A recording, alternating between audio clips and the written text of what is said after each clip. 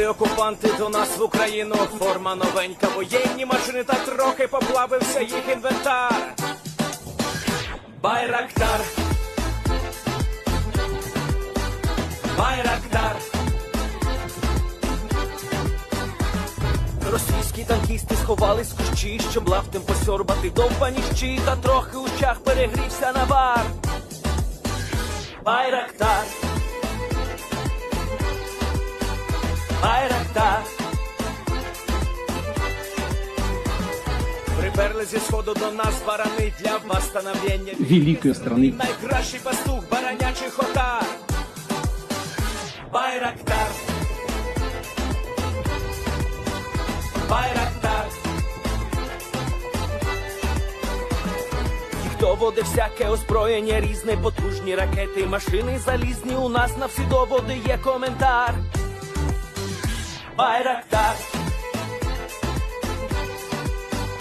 Байрактар. Вони захопити хотіли нас зразу, а ми зачаїли на орків образу з російських бандитів, робить примар. Байрактар, Байрактар. Російська поліція справи заводить, там вбивцю рашистів ніяк не знаходить, хто винен, що в нашому полі глухар. Байрактар, Байрактар. Веде пропаганду кремлівський урод, слова пропаганди ковтає народ, тепер нове слово знає цар. Байрактар. Байрактар. Байрактар. Байрактар. Байрактар.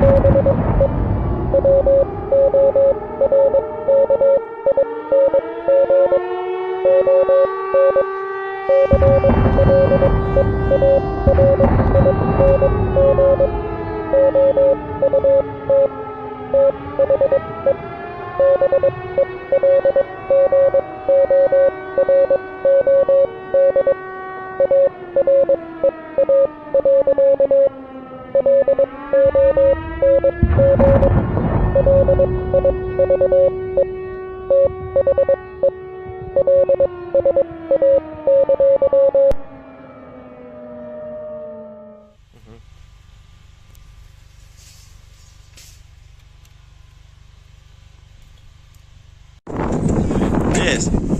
The Leaf Spring Army sends its regards.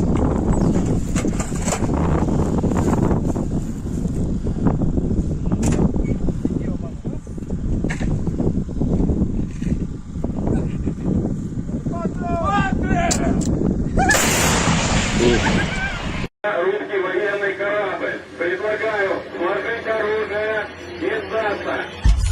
Русский военный корабль, иди нахуй.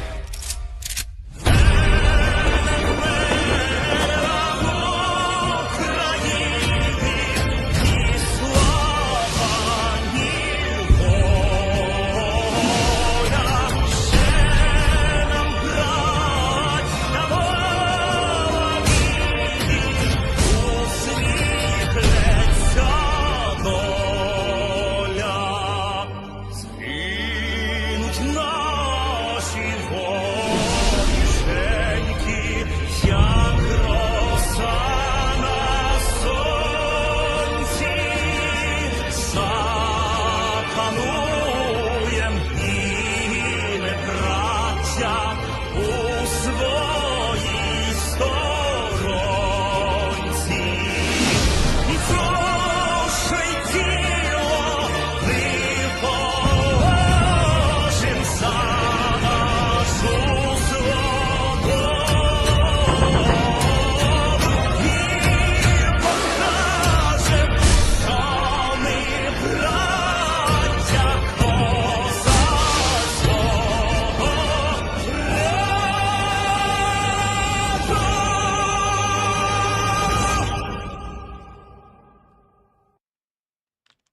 Hello, everyone. I'm the Enforcer, and I'm accompanied by Enforcer Matt. And good evening, folks. It's Enforcer Matt, and welcome back to day 752 of the news. And it's good to see you all once again. And Ukraine is absolutely hammering those Russian oil refineries yet again. They're going down hard. And welcome back. And of course, those Russian oil refineries do be cooking. And we're going to be covering the past 24 hours of the news of the war in Ukraine, the news of the war inside of Russia, and also the news of everything that happened in Russia over just the past few hours. Because once again, like over the past week and a half has been, it's another absolutely mental day, and one that we will probably never see again throughout the course of history, or maybe even throughout the course of the war. But things just keep on ramping up higher and higher, and it's just crazier and crazier to see what's going on out there in Ukraine and also inside of Russia. Most importantly, inside of Russia, because Russia is absolutely losing its mind at the moment. There are a million things going on there. The Free Russian Army is still advancing as of today, taking a large swath of Russian prisoners. And not only that, the Ukrainians have delivered a death knell to the Russian nation and the Russian military due to some very decisive drone attacks that occurred over the past 24 hours. Moving us into those drone attacks in particular, we have heard that Ukrainian drone attacks just over the past 24 hours have knocked out another 3 oil refineries. This is the largest singular attack that we have ever heard of in the entirety of the war's history, and it has knocked out just in 24 hours a whopping 10% more Russian oil refining abilities, meaning that the Russians are now at a deficit, from what we can publicly understand, of around 600,000 to 700,000 barrels of oil per day that they are consuming, but they have absolutely no way to produce that amount to meet that demand, meaning that they're starting to tap into those strategic reserves heavily as of today, and they will be doing that for the rest of the war, and it will probably get worse as time goes by, as the Ukrainians are starting to attack the oil refineries at even larger paces and in larger numbers. Moving on to our first clip today, we got to see that the large oil refinery just south of Tolyatti, or in Samara, here in the town of Syrizan, was hit today and ended up blowing up. Here's the oil refinery right here. You can actually see it. It's to the very south of the town of Syrizan, and not only that, it is on the Volga River, like many other oil refineries in Russia are. But we got to see the massive fire that broke out here at this refinery, once again showing us that the Ukrainians mean business when it comes to destroying Russian oil-producing capabilities, and not only that, they are rapidly succeeding at this.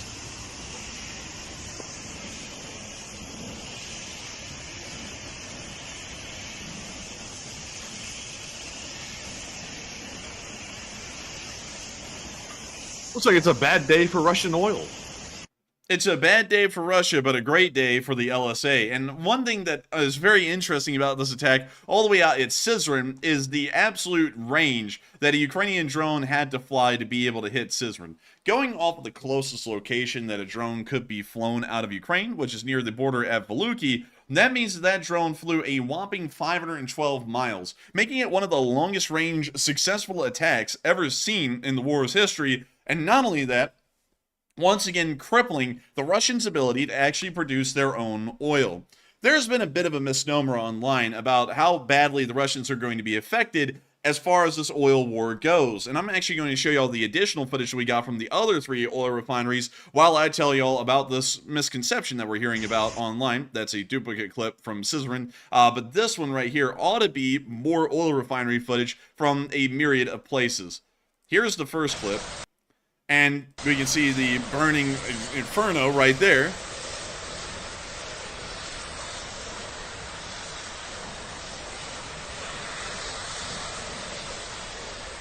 A nice hissing, sizzling sound.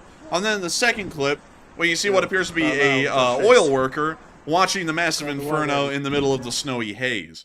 But the misconception that a lot of people have had over the war is that the Russians produce something around 11.6 million barrels of crude oil per day, and so hitting these oil refineries has absolutely no impact because the Russians only consume 3.6 million barrels of oil per day, meaning, obviously, clearly, there's around 7 million extra barrels that the Russians can use to keep their cars running, and their ships running, and their aircraft running, and the military running, so they're nowhere close to being out of oil on any given day. That is completely factually incorrect. you cannot suck oil straight out of the ground and put it in your car. If you can, apparently you must be like Jesus, being able to turn water into wine. But for most people, sucking oil straight out of the ground and then throwing it into a car would probably gunk up the engine and force it to never operate again. And no mechanic would ever want to work on it. You would probably be summarily executed by the auto union or the mechanics union. Beyond that, however, oil has to be refined to actually be made into a usable fuel, and that's where those oil refineries come into play. In reality, the Russians can only produce approximately 3.7 million barrels of oil per day inside the refineries, allowing them a surplus at a normal consumption of around 100,000 barrels per day. But it's not really that massive of a surplus, and it's one that has already been diminished completely, and now the Russians, due to over the past week, having 23%, 23 to 25% of all of their refineries inside of Russia go up in flames and then get shut down as a result, they are now at a deficit daily, as of right now, of 600,000 to 700,000 barrels of oil. This is a very serious concern for the Russian government. It may be the actual event that brings the war to an end. It may not be the Free Russian Army advancing through Belgorod. It may not be the Ukrainians holding their ground and creating a slaughter fest inside of the fields of Ukraine. It may actually be that the Russians run out of fuel to even be able to fight this war with, and the war ends right then and there for them. And not only that, we saw that things were not getting better up in St. Petersburg, as apparently the gates of hell just opened south of the city and ended up just becoming a roaring inferno. Sadly, that appears to have been deleted, but it was a roaring, nice pyre. It was something that you've never really seen before, and I was really shocked to see personally. But sadly, the video has been removed, and I will not be able to show that here with you all tonight. Moving on from that, however, and into the area of Moscow, we have also seen a little bit more additional footage coming out from the Russian elections, and we got to watch a nice concerned Russian citizen checking to make sure that everyone is on the same page, and making sure to vote for the right guy who would really take care of Russia and love them, and that guy is Putin. So this armed soldier here with the AK is going from voting booth to voting booth and checking the ballots to make sure that they're filling it out the right way. And he's really barging in there, like, not unintimidating whatsoever. Not unintimidating. Of course, Matthew, we have to ensure these voters the utmost privacy by closing the blinds again, so that way no one can actually see who they're voting for. Because we know they're voting for Putin, so now they're owed their due peace, Matthew. 100%. So the blinds were closed, the armed guard walks away, and these guys go back to voting for the one and only, the best, the absolute G in Russia, Vladimir Vasilyevich Putin. A great, incredible guy, and I'm certainly not saying that because an armed guard will take me outside and shoot me if I say otherwise. But moving on from You know, my thing is, why does Russia even go through the trouble of putting on the show of, like, actually holding a legitimate election if they're going to do stuff like this? Because these people are going to leave the polling booth and they're going to go back home and probably tell everybody they know, I was literally hounded by a Russian soldier while I was trying to vote and I couldn't vote the way I wanted. Like, it really doesn't, like, put forth the image it's even free anymore. Like, there's no point. There isn't a point. I think the Russians just do it like the North Koreans do, because you know the North Koreans actually have an election, right? Yeah, I've heard that, at least somewhere. Yeah, and so you can vote, I think you can vote for Kim Jong-un or someone else, but of course, Kim Jong-un wins 104% of the vote every single time. So going off of that, you can kind of get an idea that everyone just holds an election just to make it look like they're democratic, although they're clearly not a democratic country, and Russia is certainly not a democratic country by any way, shape, or form. But moving on from that little clip outside of Moscow, and kind of moving a little bit south to the other side of the world pretty much before we hop into what the Free Russian Army's been up to today, we got to see that down in the country of Belgorod, a massive amount, well, not in the country of Belgorod, the country of Bulgaria, a massive amount of Bulgarian equipment was on the way to be transferred to the Ukrainian armed forces for them to use in the current war. And we hear that classic Russian doomer music playing as the freight trains bring forward the military equipment. We can see some container boxes here. Very, very good pick. One of my personal favorites. And now we can see the BTRs. Fairly old BTRs, but still, they will help out the Ukrainian war effort a fairly good bit. We can see some BRDM2 scout cars. Some more BTRs. Some command MT-LBs, or an MT-LB 50, I believe those are called. some more BTRs. You just can't have enough BTRs these days. Some more BTRs, some more BRDM2s. You can't have enough BRDM2s. Some more BTRs. And that's the end of that consist of train right there, but still giving us a pretty good idea that Bulgaria believes that Ukraine can never have enough BTR and BRDMs. You just can't have enough of them. You really can't. And Bulgaria is going to make sure that Ukraine has plenty of them to work with. Meanwhile, going back into Russia, we can see that apparently the Free Russian Army is causing a lot of havoc, and not only that, a lot of damage to the Russian cities near to the border region. We did hear of a mass drone attack occurring on the city of Bryansk from Ukrainian forces earlier today, but we were not able to find enough video and picture evidence to be able to show what that attack looked like, so we don't have any clips to confirm that that attack happened tonight, although it did. Hopefully we will tomorrow. But moving on into the city of Kursk, apparently there was some kind of a blackout, or there was a rolling blackout in the power grid that shut the entire city out of electricity. You can see right here in this picture, not a single light is on in the entirety of the city of Kursk, and the only thing that illuminates the city is the moonlight from above. That's it. Beyond that, it appears that the power grid may possibly be knocked out within the city of Kursk, and we do not know for how long this will last. We don't know if this was a temporary power outage or whether this may be a longer lasting power outage created by the Free Russian Army's actions in Belgorod and Kursk. That's one thing we don't really know for certain, but we will be keeping as a prize the blackout in Kursk as much as possible to be able to try and figure out what's really going on up there and why in the world is there such a strong and long-lasting blackout over the entirety of the city of Kursk.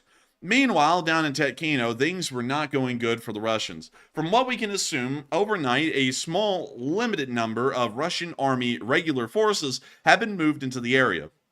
We're seeing that not only are the Free Russian Army fighting border guards, but in very rare instances in the clips we're showing today, we're also seeing that they're starting to engage Russian Army personnel, which is quite interesting because it doesn't appear that they're in very large numbers, and they're still not really slowing the advance of the Free Russian Army inside of Belgorod. Once again, suggesting that they probably have low numbers, low coordination, and there's probably no communication in between the Russian Army forces in the area and the Russian border guards who are also there as well. They are under separate chains of command. The Russian border guards actually fall under the control of the FSB, and the Russian army falls under the control of the Ministry of Defense. So two entirely different chains of command, and probably not a unified command structure to be seen in the area, which will create even more chaos, and probably less efficiency, maybe even friendly fire incidents that may lead to Russians, Russian government soldiers killing other Russian government soldiers. But moving on from that, we did get to see that some Russian prisoners were taken in the area of Tetkino. We have not been able to confirm in advance out of the town of Tetkino. From what we understand, the Free Russian Army is still there, but you see two Russian prisoners here, and it appears that the war is over for them.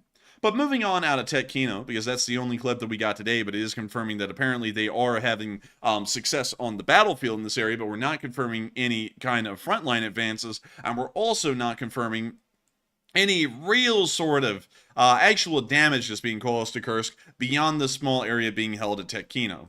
Moving on from that, however, there is a great deal of damage that is being caused throughout the entirety of Russia from this ongoing war, and especially from the oil refineries that have been hit today that are once again probably going to greatly limit the ability of the Russian government to conduct any kind of actions within Belgorod or Kursk at a non-militarized capacity, and especially for their armed forces and border guards to react, as the price of fuel is rapidly skyrocketing inside the Russian Federation due to an innate lack to be able to produce the needed quantity. A lot of people have been talking about this, and this is actually something that a lot of people believe is a war-ending deal here. If the Russians do not have fuel to move forward, there is no way for them to actually move forward to fight the Ukrainian army, or the Free Russian Army for that matter, and it's pretty much a losing fight from there.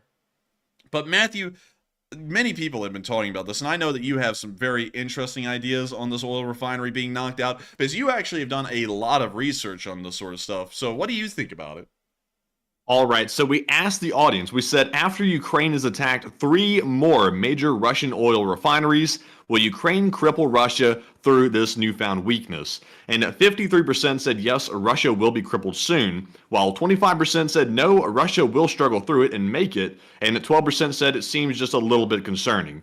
And to me, I think Ukraine has found a very, very dire and critical weakness in Russia's defenses, with these oil refineries not being protected whatsoever by any air defense or Russian military. And I think if they keep hitting them like they're doing, that will eventually cause Russia to go into a worse economic panic than they're already in, which will cause destabilization across the country. I think Ukraine has realized that, and that's why they're putting all of their efforts into striking so many different of these facilities to take them out. So I think Ukraine is on a winning strategy here, and hopefully they can keep it up, because so far I think they've hit about, what, 7 of them so far, Enforcer? Something along those lines.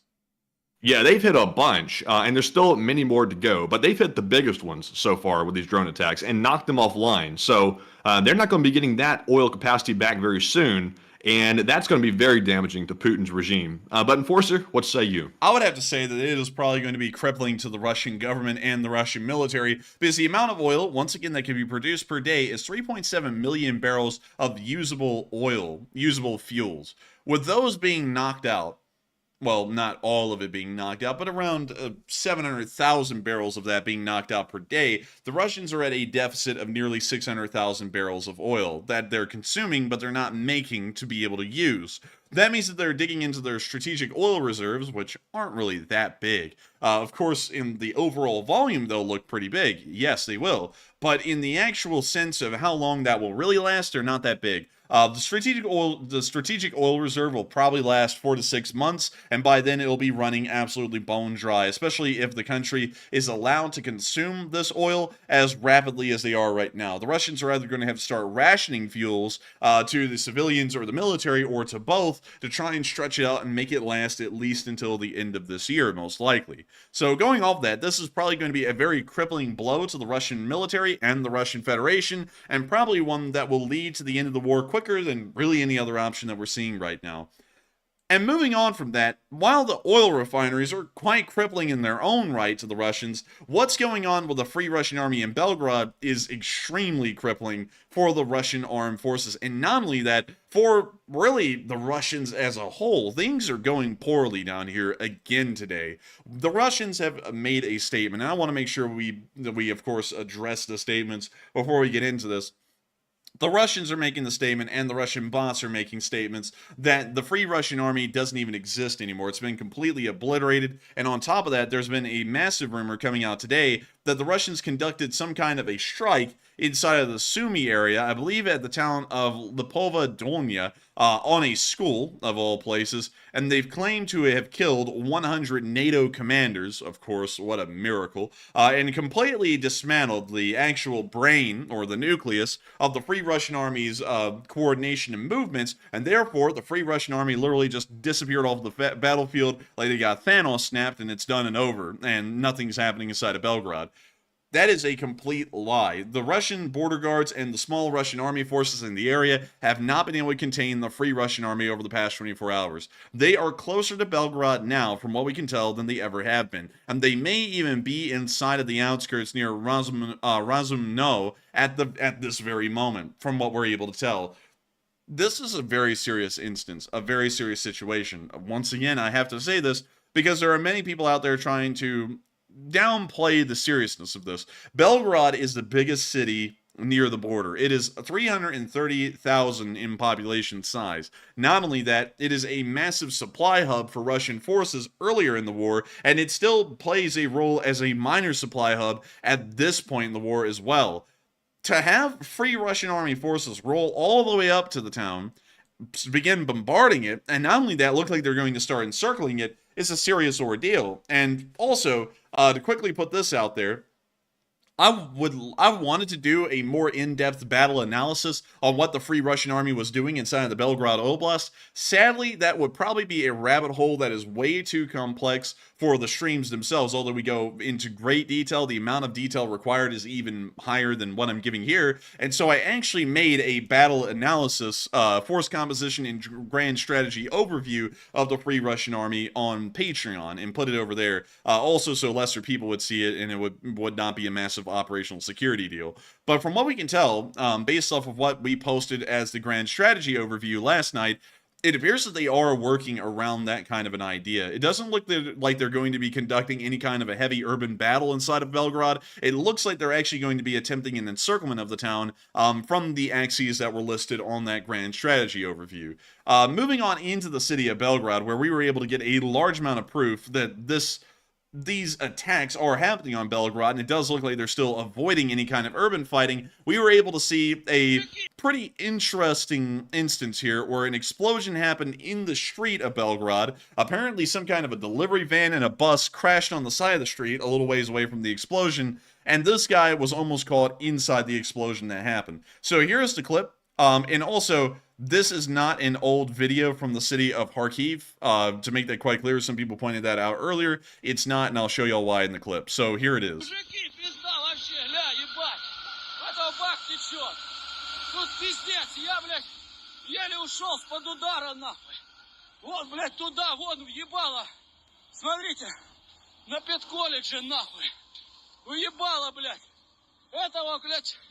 Волною нахуй сюда, высадил у 48-го, блядь. Я, блядь, его еле обвильнул, нахуй. И сюда, вправо, блядь. Пизда вообще, мужики, ебать. Я подохуел. А тут пиздец. Okay, so, right up here, this appears, from what I can tell, to say something like Belgorod up here on this little newspaper sign. So while they said on the clip that it was Kharkov, or Kharkov, which is Kharkiv in the modern day, it appears that this little newspaper sign here that was shut down appears to have something about Belgorod on the top of its board. So that is showing that this is apparently inside the city of Belgorod, in the actual clip, or the actual geolocation at the very beginning saying it was an old video from Kharkiv, appears to be factually incorrect from what we can tell based off the newspaper stand. Еле ушел, блядь, от этой машины, блядь. А тут люди, пиздец. Ебать, мужики, пиздец.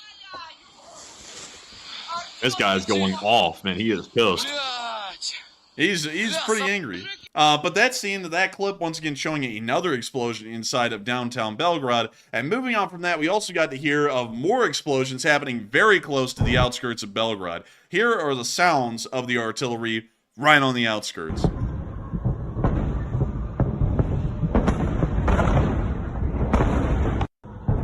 That is quite a lot of artillery over a small amount of time. And it does not sound like light artillery either, like a mortar or anything similar. That sounds like nothing but raw heavy artillery, something 120 millimeters or larger. Moving on from that and into our next clip, we also got to hear more explosions on the outskirts in this clip, letting us hear the severity of the strikes once more.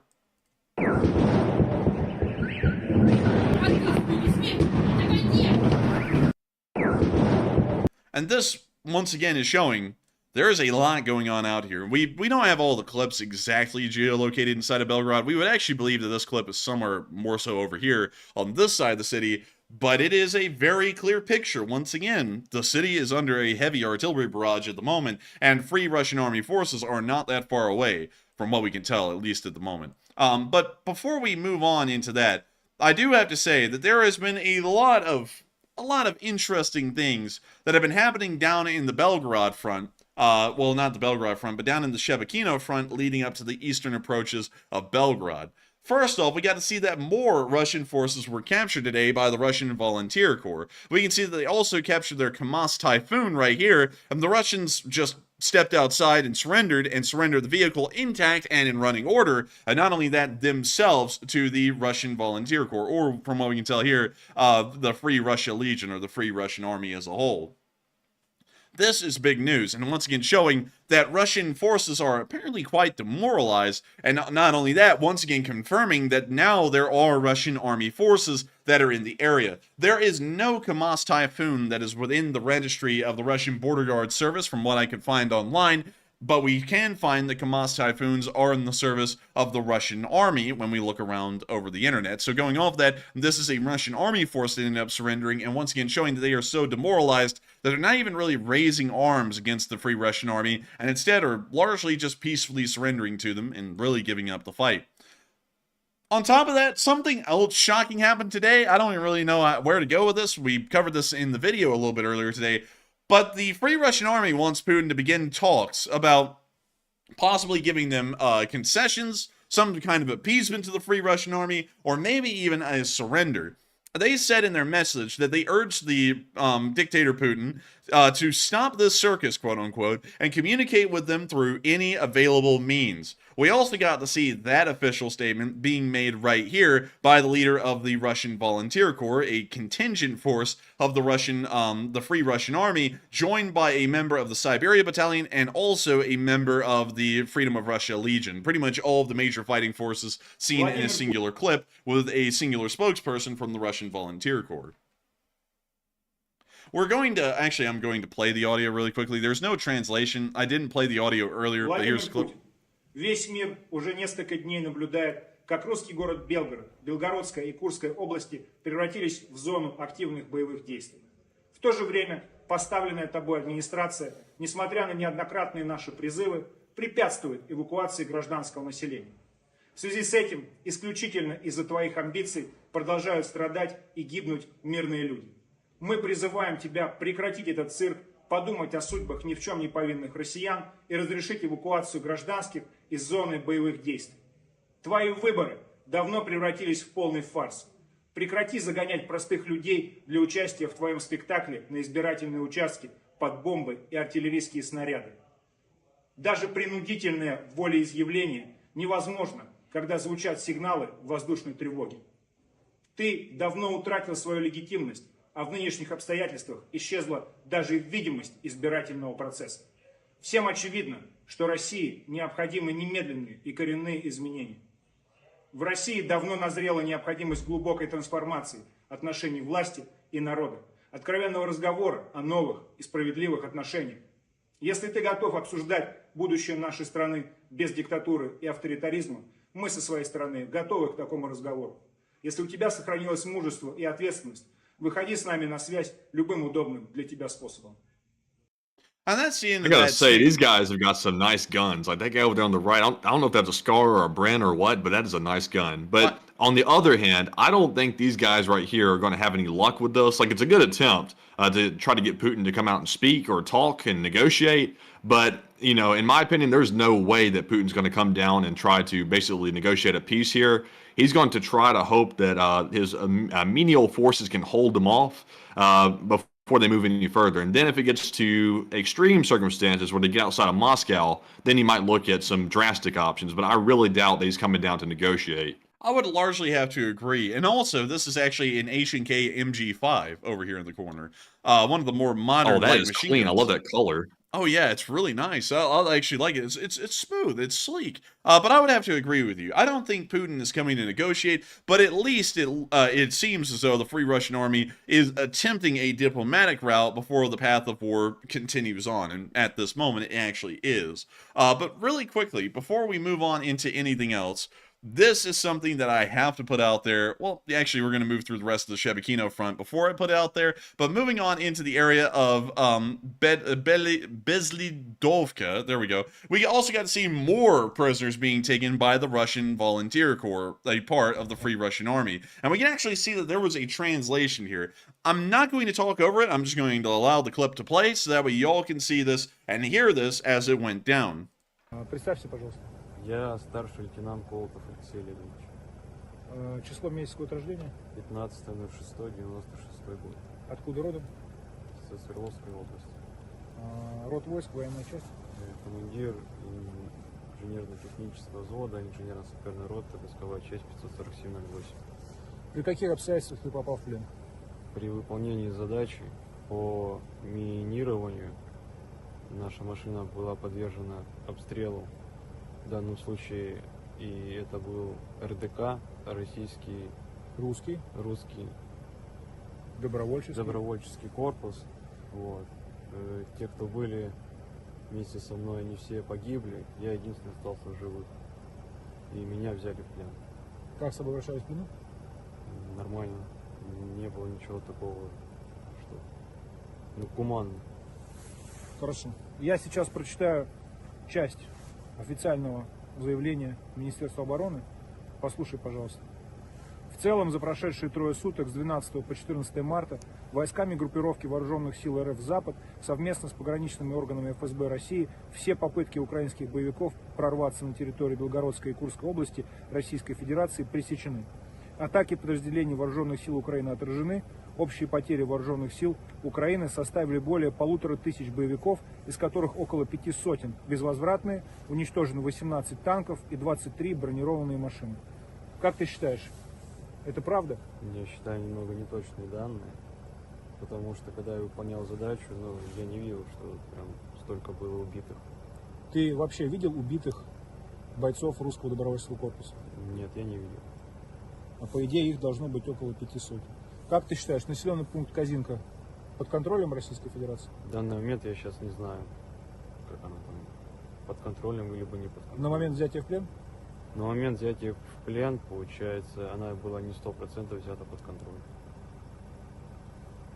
Видите, Алексей человек упрямый, но даже он признает, что Министерство обороны Российской Федерации не совсем правильно доносит информацию до масс и, скорее всего, мягко говоря, какого числа ты попал в плен?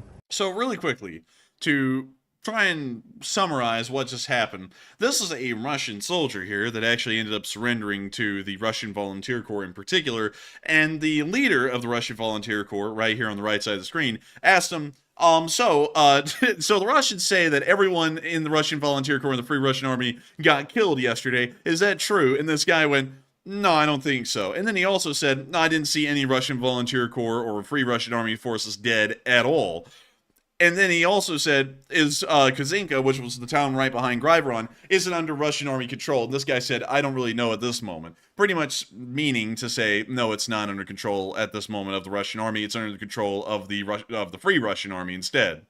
So now we're moving on into another line of questions, more so the personal history of this fella, and how he ended up in the captivity, or more so the custody, of the Free Russian Army.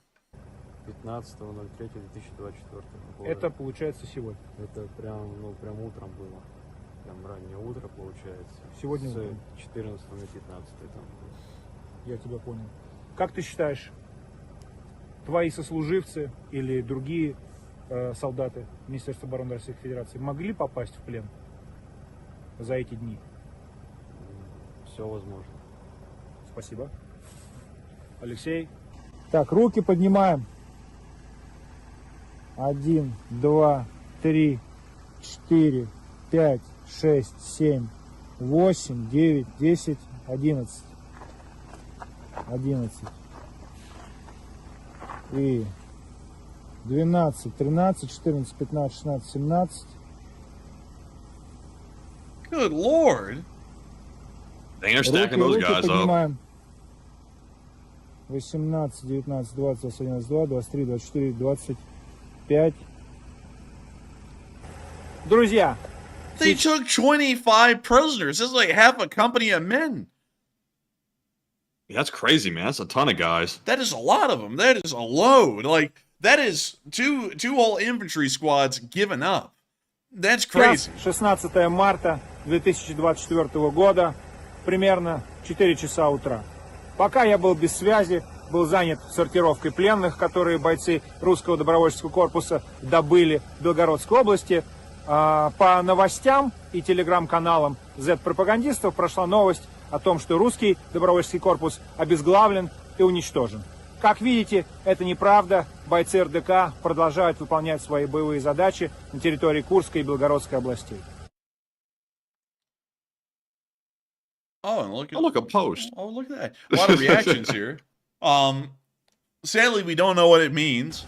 Пользуясь случаем, хочу обратиться к господину Гладкову. Господин Гладков, снова мы с вами практически бок о бок находимся на подшефной вам территории Белгородской области. В прошлый раз вы так и не нашли в себе мужества, чтобы прийти и забрать пленных. Возможно, в этот раз вы сможете собрать свою волю в кулак, соберете храбрость и придете все-таки, наконец, со мной пообщаться и забрать пару пленных. До встречи. Oh, look, here's some government identification for some of them, their passports, things like that, and then the video ends right there. But beyond that, A phone from like the 2005 or 2010.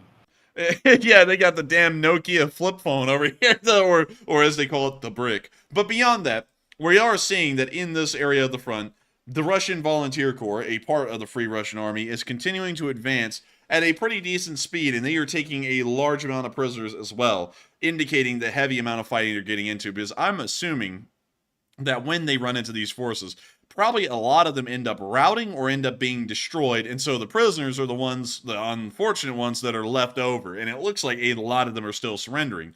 Moving on from that and into the area of Shebekino, we also got to see that the Russian army, or at least the limited amount of Russian army forces there in the area, are apparently starting to bombard the town of Shebekino, which does have Russian citizens in it still, but that does not matter, because you all have to remember, the Russian army is there to defend the Russian people, and the best way to defend the Russian people is by killing the Russian people. And so there is a fire right there caused by an artillery bombardment. Там что-то шипит, Витя, оно постоянно там шипело. Горит что-то, блядь. The clip then plays again, but that is everything that has gone on in the Shebekino front. Before we move on over really quickly to the Gryvron and Kozinka front, or more so the Gryvron front, I want to quickly take a brief moment to tell you all about something really big that has happened tonight on this channel. Beyond the fact that this channel has surpassed 170,000 subscribers and is literally just several subscribers away from reaching 171,000 subscribers, we have the biggest of news to share with y'all. We have been working on this in the background for so long, and we want y'all to know about it because Matthew has pretty much put his passion and soul into making this happen so that way we could have this to share with all of y'all. The official Enforcer store opened just about an hour and 20 minutes ago as I'm talking right now. And when it opened, Yes, sir. the pre-orders opened for the Lee Spring Army flag. It is an absolutely beautiful flag. And not only that, they are truly incredible. Hand signed by me, the one and only, the Enforcer, and also coming in premium 80D polyester fabric made out of those delicious kinds of petroleum products that the Russians wish they could produce at this point. This thing is absolutely incredible. It's a beautiful flag and an amazing design, and not only that, if you are an old guard of the Lee Spring Army, or a member of the Lee Spring Army as a whole, it would probably be really cool for you to have one of these because this is the official flag of the Lee Spring Army. If you want to get one, you can pre-order one right now. We actually have the link in the description below to the official EnforcerStore.com, and this limited edition run will be available until Lee Spring Army Day on the 23rd of March at midnight Central Time.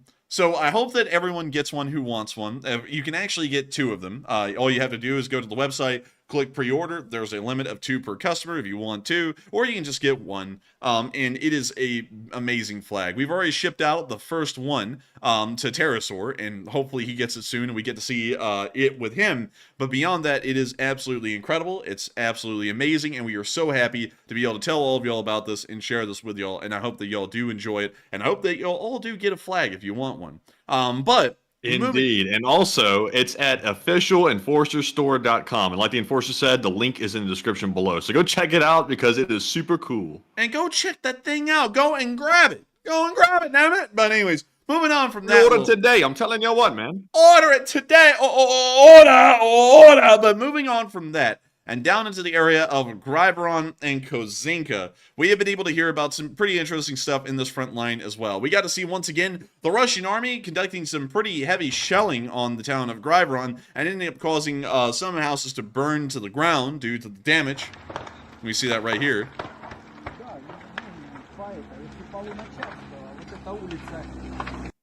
And that's the end of that clip. And then the next one, we got another clip of a Russian tank that apparently was able to somehow roll into Kazinka. We believe that this was right at the beginning of their incursion into the area of Belgorod, because this footage we actually saw about 2 days ago, almost at the very beginning of the invasion by the Free Russian Army. This clip appears to show Russian army tanks, or Russian border guard tanks that they apparently got probably due to the current ongoing war, rolling into the town of Kazinka and obliterating houses that may have Russian civilians still inside while they're there. This is something that we actually didn't really pay attention to much at the beginning. We saw the clip, but we did not know that these were Russian tanks, and on top of that, we did not know that this was inside of Kazinka. And we can see here the Russian tank rolling down into this row of houses here on this road.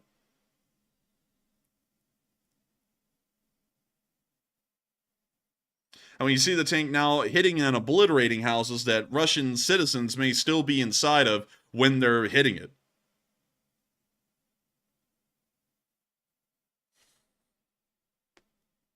And good googly moogly, man. Those flag orders are rolling in like crazy. Y'all are blowing my phone up. Good Lord. They're like coming in tens right now. Good gracious. Really? Yes. Y'all are like picking them up and pre-ordering them like crazy. And our work's cut out for us, baby. Let's go. Oh, man. I'm so worried. I'm actually worried. But anyways, we can see the tank continuing to hit houses on both sides of the street.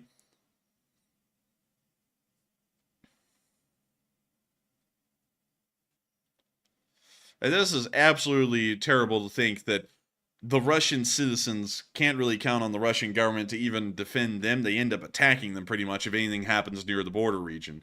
But moving on from that clip and out of the Gryvron front, we know that the Free Russian Army is continuing to advance at a fairly significant pace through the area of Gryvron, and especially in the eastern front area near Shebekino.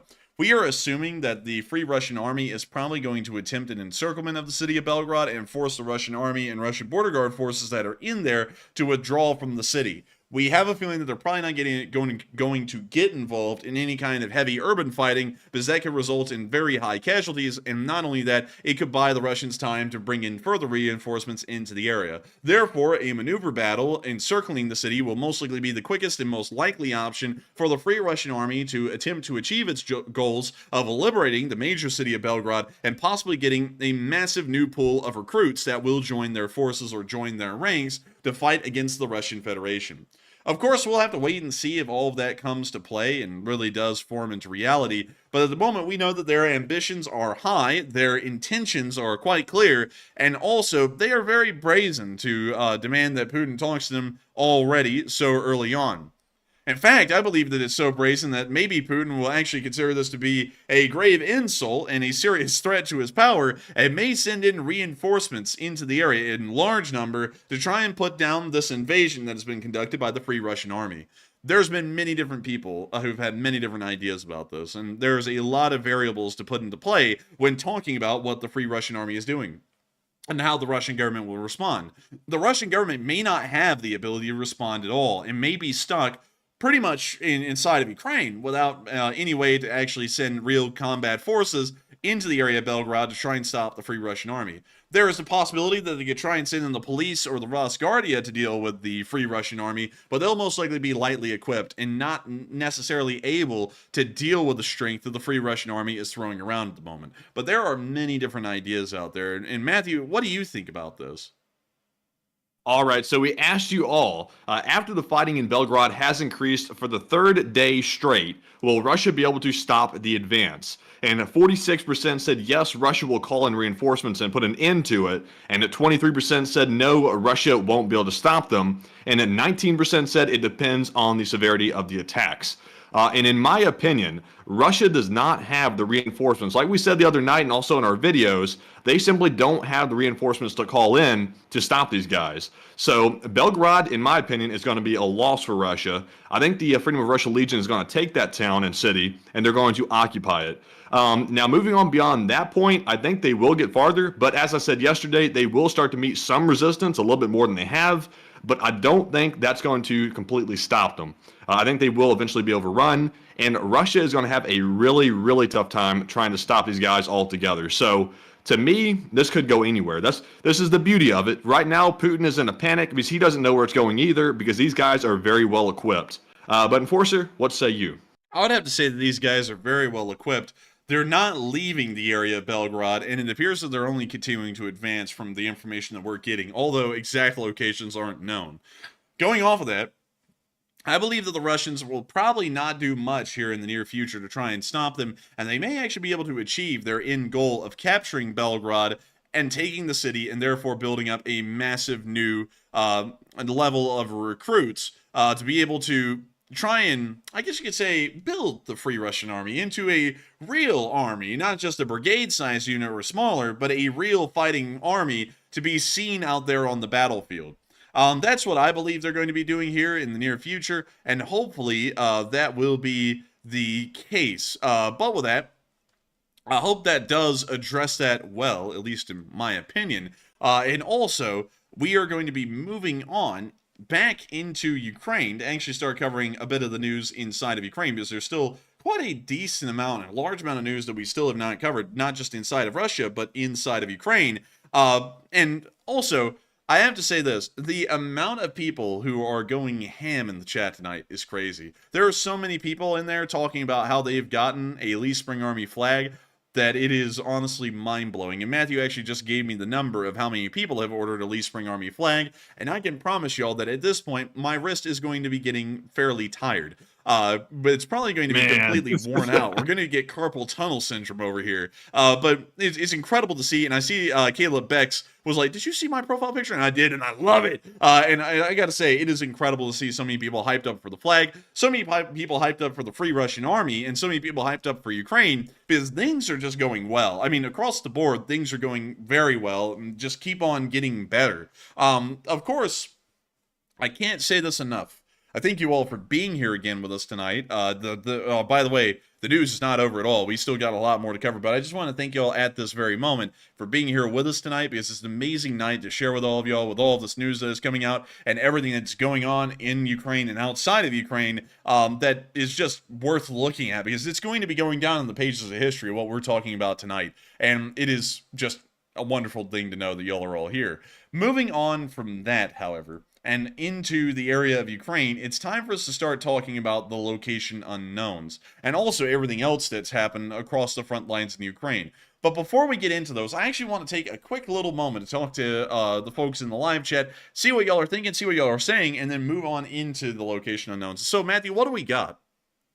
All right, and also real quick, I had someone, actually a couple of people, email me just a moment ago, and just to make it clear, the store that is open, which is selling the pre-orders for the limited edition flags, is at officialenforcerstore.com, and it's going to be open for a week. And don't get confused out there. Make sure you go to that URL, because there is an old Teespring store out there floating around still that we weren't able to take down completely, and that store is defunct, so there's nothing on it. But if you go to officialenforcerstore.com, it will show you the pre-order for the flag, and you can put it in over there. And right now, it's absolutely booming. And once again, thank you all for pre-ordering that flag, because we are completely honored that y'all do that, and we are very excited to get those shipped out. But with that being said, we're moving on to our first super chat of the night, and this one goes to Griffin Provenzano, who is a longtime channel legend. He throws in a very generous $100 donation, and thank you very much, Griffin, for that support. He says, not my usual amount, but I need to get a new car, so my priorities are on that one right now. But I did get a flag today, so factor that into my super chat as well. And Griffin, I hear you, man. The cars are outrageously expensive these days. I understand that, and any support is appreciated tremendously, and that is very generous of you. So thank you very much for that. And Enforcer, what say you? And I gotta thank you for the massive support, Griffin Provenzano, absolute channel legend in helping this channel to keep running. Massive respect to you, I say.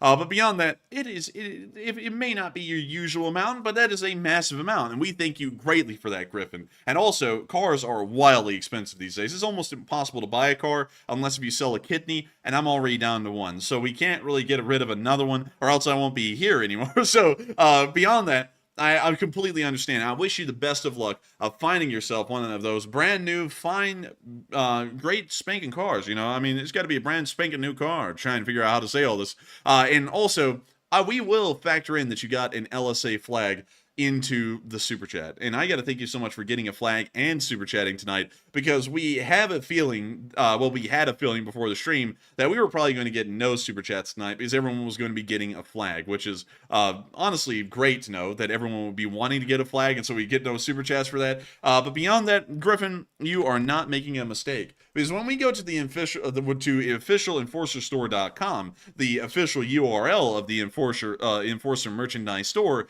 we can see here this beautiful LSA flag adorned with the LSA eagle in gold and white, and also with a massive gold LSA at the bottom, hand signed by me down there in the bottom right corner. It is a beautiful flag. It is double-sided. It is made of ADD polyester, a very strong and durable kind of a polyester that'll be able to survive the strongest storms and the strongest gales, once again proving that no matter what comes up against the East Spring Army, our flag will still fly proudly over the fields of the world, for that matter, not just in Ukraine. Not only that, the colors are very tasteful. Blue, white, and gold. Two of those colors are actually Ukrainian colors when mixed together, blue and gold.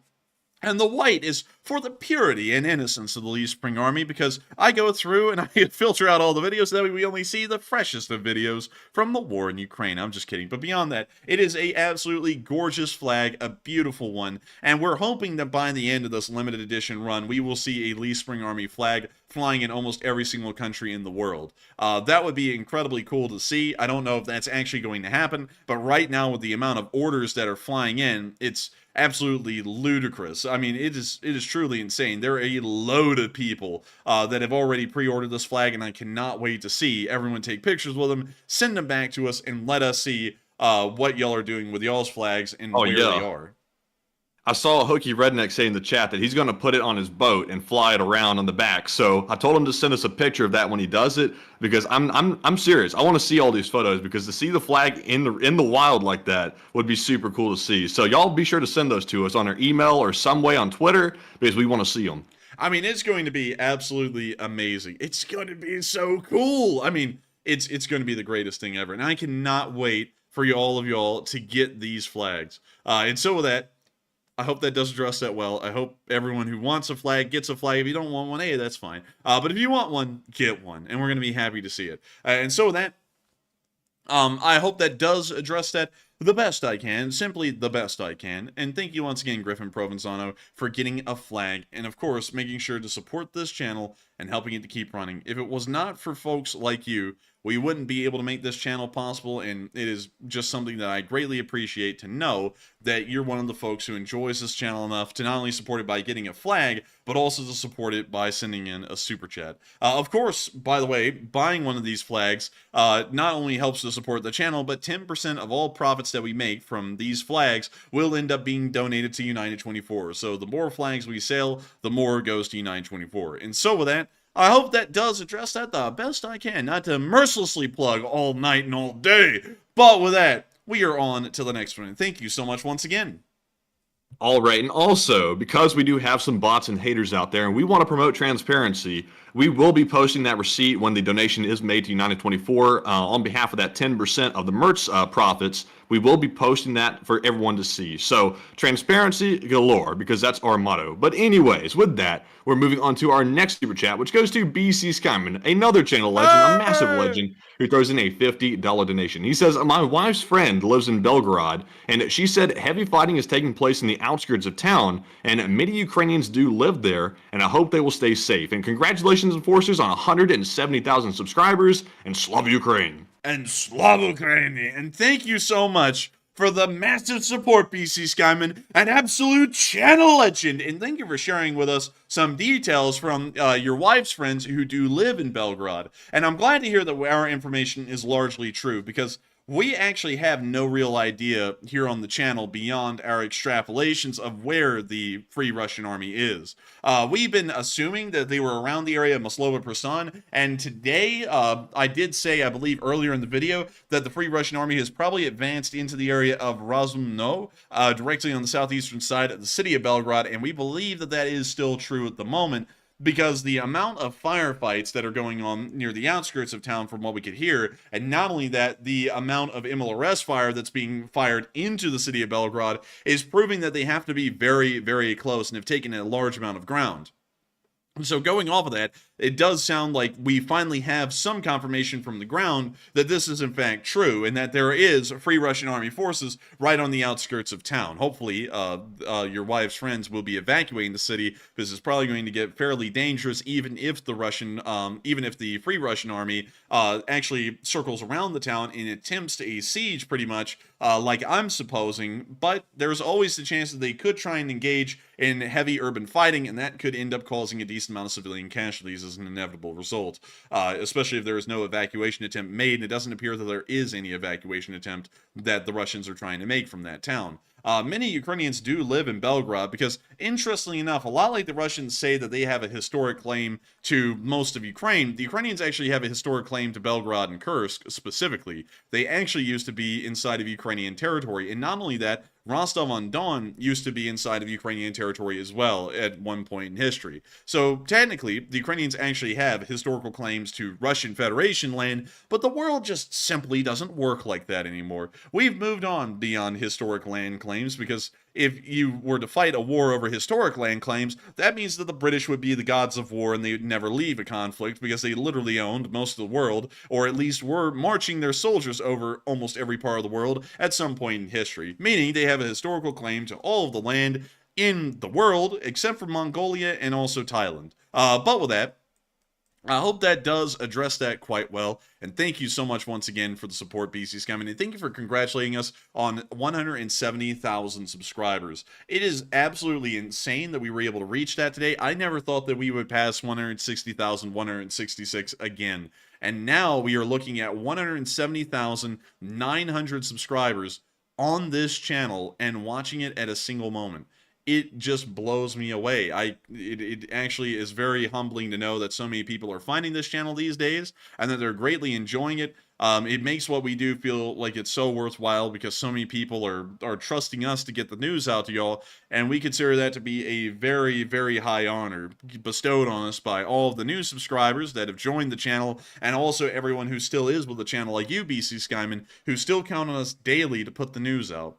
I feel like we owe y'all a eternal gratitude and an eternal service of making sure to get out this news to y'all and continue to work for the best benefits of the nation that we live in, the United States, and also the Western world as a whole. I got to thank you so much once again, BC Skyman, for being here with us since day 4 of the war, and you're still here 752 days into it as of today. Of course, Slava Ukraini, and long live the Lee Spring Army. The Lee Spring Army will never die. And with that, we are on to the last question of this segment, and then we're going to be moving into the location unknowns and the Ukraine frontline news. And the last one is going to go to another legend, Boulder Boy, who's been here for a very long time, and he puts in a $20 donation. And thank you very much for that support as well. He says, I ordered my two group of flags. And I'm telling you what, man, 2 group. How about that? 2 group. And I gotta say, that is absolutely wonderful to hear that you got 2 of the flags. 2 of them. I gotta say, absolutely wonderful. And you can, of course, get those flags at officialenforcerstore.com. Make sure to go to officialenforcerstore.com to get your LSA flag today. Limit of 2 per customer. But beyond that, I got to thank you so much for getting 2 LSA flags. And thank you so much for super chatting tonight as well. That is a pretty crazy thing. And I got to thank you so much, Boulder Boy, for ordering 2 group. And, of course, you can always count, Boulder Boy, that 2 group is the best, because you know something, Matthew, that we learned from those Russian soldiers in that training camp. 1 flag just isn't good enough, Matthew. You have to have 2 group, and then it's good. 2 group, man, 2 group. And so Boulder Boy doing it right, getting 2 group. And thank you so much once again, Boulder Boy, for the support. And I hope that you enjoy those flags. I will, of course, sign each flag with the care that this flag will be probably around well on into the future. I will find it absolutely, like, I know that I'm going to work as hard as I can to try and become the President of the United States by 2040. And if that ever does happen, it's going to be insane, because way off in the future, maybe 90 years later, when I'm long dead and it's 20 years after I died and everything and did everything I did, these flags, like one or two of them, Matthew, may be in a museum somewhere or maybe in my presidential library, and this will be a page of history, of my like personal history and all of y'all's history, and not only that, part of history for the United States, which, well, really the world, but specifically the United States because that's where we're from, but that would be absolutely crazy to think if that actually did happen. That, it seems like a pipe dream, but if I ever saw this flag in a museum, I would flip. That would be indeed. And also, you know, something else we're going to try to do. We're currently in talks with a foreign legion fighter to take one of these flags into Ukraine and fly it over the territory. We're in talks to get that done right now, and we're in the process of trying to get it all worked out for the guy to actually receive the flag and take it into Ukraine for the soldiers there as well. So that's in progress. I'm not sure if we're going to be able to make that happen because it's very tricky. The logistics, if I can get that out, are very, very finicky. But we're going to see if we can get it done because that would be super cool as well. And also it'd make the guys very happy to receive their own flag, I'm sure. Oh, it would make them very happy. And also, we once again want to put this out there. If you are in the Ukrainian armed forces or you're a member of the Free Russian Army, and you want one of these flags, reach out to us and we will see about getting you a flag free of charge. That will be our way of saying thank you to all of you folks who are currently out there fighting for us to have something to rally behind and have a flag for. So if you are in the Ukrainian armed forces, the armed forces of Ukraine, or the Free Russian Army, make sure to, reach out to us and we'll see about getting y'all flags. And if y'all can, of course, take pictures and send them back to us or put videos out there with y'all waving the flag, because that would be very cool to everyone here in the Lee Spring Army and probably everyone in the pro-Ukraine community. But on top of that, I want to say... also, real quick, Enforcer, before you get to that, I saw BC Skyman say we can take one to Ukraine. In BC, we're going to send one with our guy and also you as well. So if you can, shoot me an email on the store email, which is support@officialenforcerstore.com, and just to make contact with me, because we want to try to get one of those flags and sort of raise our odds of getting one to actually make it into Ukraine. So be sure and feel free to reach out. And so... Also, one more thing I have to cover before I was about to move on right there. I have to cover something that I'm seeing a lot of people in the chat say. They're saying, why is there only one signature? Where is Matt's? This signature here, the Enforcer signature, represents the two of us. The channel is called The Enforcer, and when you get on this channel, it is fairly known nowadays that there are actually two people who pretty much run everything behind the scenes on the Enforcer channel. There's me, the Enforcer, what the channel is named after, the original Enforcer, and then there's Enforcer Matt, who is the co-host. Say hello. Oh, hey there. He's the co-host, and he is also the other Enforcer on the channel. The signature is actually for both of us. It simplifies things as far as getting these out, and from the number that I'm hearing that we have in orders right now, that is a godsend that we were able to simplify it like that, because it's probably going to be nuts to try and fulfill all of these orders. But also, another thing is that this signature was perfected greatly. This is not the signature that I put, or the autograph that I put on normal stuff. And Matthew's autograph is not the stuff that is put on normal things. We actually did a lot of work. Well, I personally did a lot of work to figure out the design of this autograph and also to get it down to where I could do this perfectly every single time a flag has to be signed. So that's why there's only one. It's for those reasons, but it represents both me and Enforcer Matt at the same time. So the Cult of Matt people can be pleased. They can be, because this is actually for both me and Enforcer Matt, just to make that a little bit more clear. But you can find Indeed, and that signature does way more justice to the flag than my actual signature would have done for it. So the Enforcer represents us both with that signature, and it turned out so well. And also it keeps the flag looking very clean and not too cluttered. And I would certainly agree. And make sure, if you want one again, to go to officialenforcerstore.com, link in the description below this stream, and it's also like the link that you need to click. It says, get your signed LSA flag here in all caps above it, and then the link's right below that. Click on that link, it will take you straight to the store, and you can get yourself a flag if you want to. We're not trying to plug this mercilessly, and we are, actually, we're really plugging this mercilessly. But if you want one, you can get one, and we want y'all to know where to get it, how to get it, and all that kind of stuff. But with that... And also, Enforcer, one more thing. I hate to keep dragging it out, but I have to give credit where credit is due. The designer of the flag flag, I want to mention it again, was Pterosaur, and he did a fantastic design on this flag. And if you go to the listing itself on the website, the first thing in the description you'll see is designed by Pterosaur, and he was so generous as to make that design for us and let us use it. So a huge thanks to Pterosaur once again. He's a valued member of the LSA, and we appreciate his work very much. And we really do. I can't say how much we appreciate this. It is wonderful. It is incredible. And I got to thank everyone so much once again for wanting to get one of these flags. We got to thank Pterosaur for designing the flag. We got to thank everyone for making this channel possible, making this entire thing possible to where we finally got to a day where the Leaf Spring Army has a flag.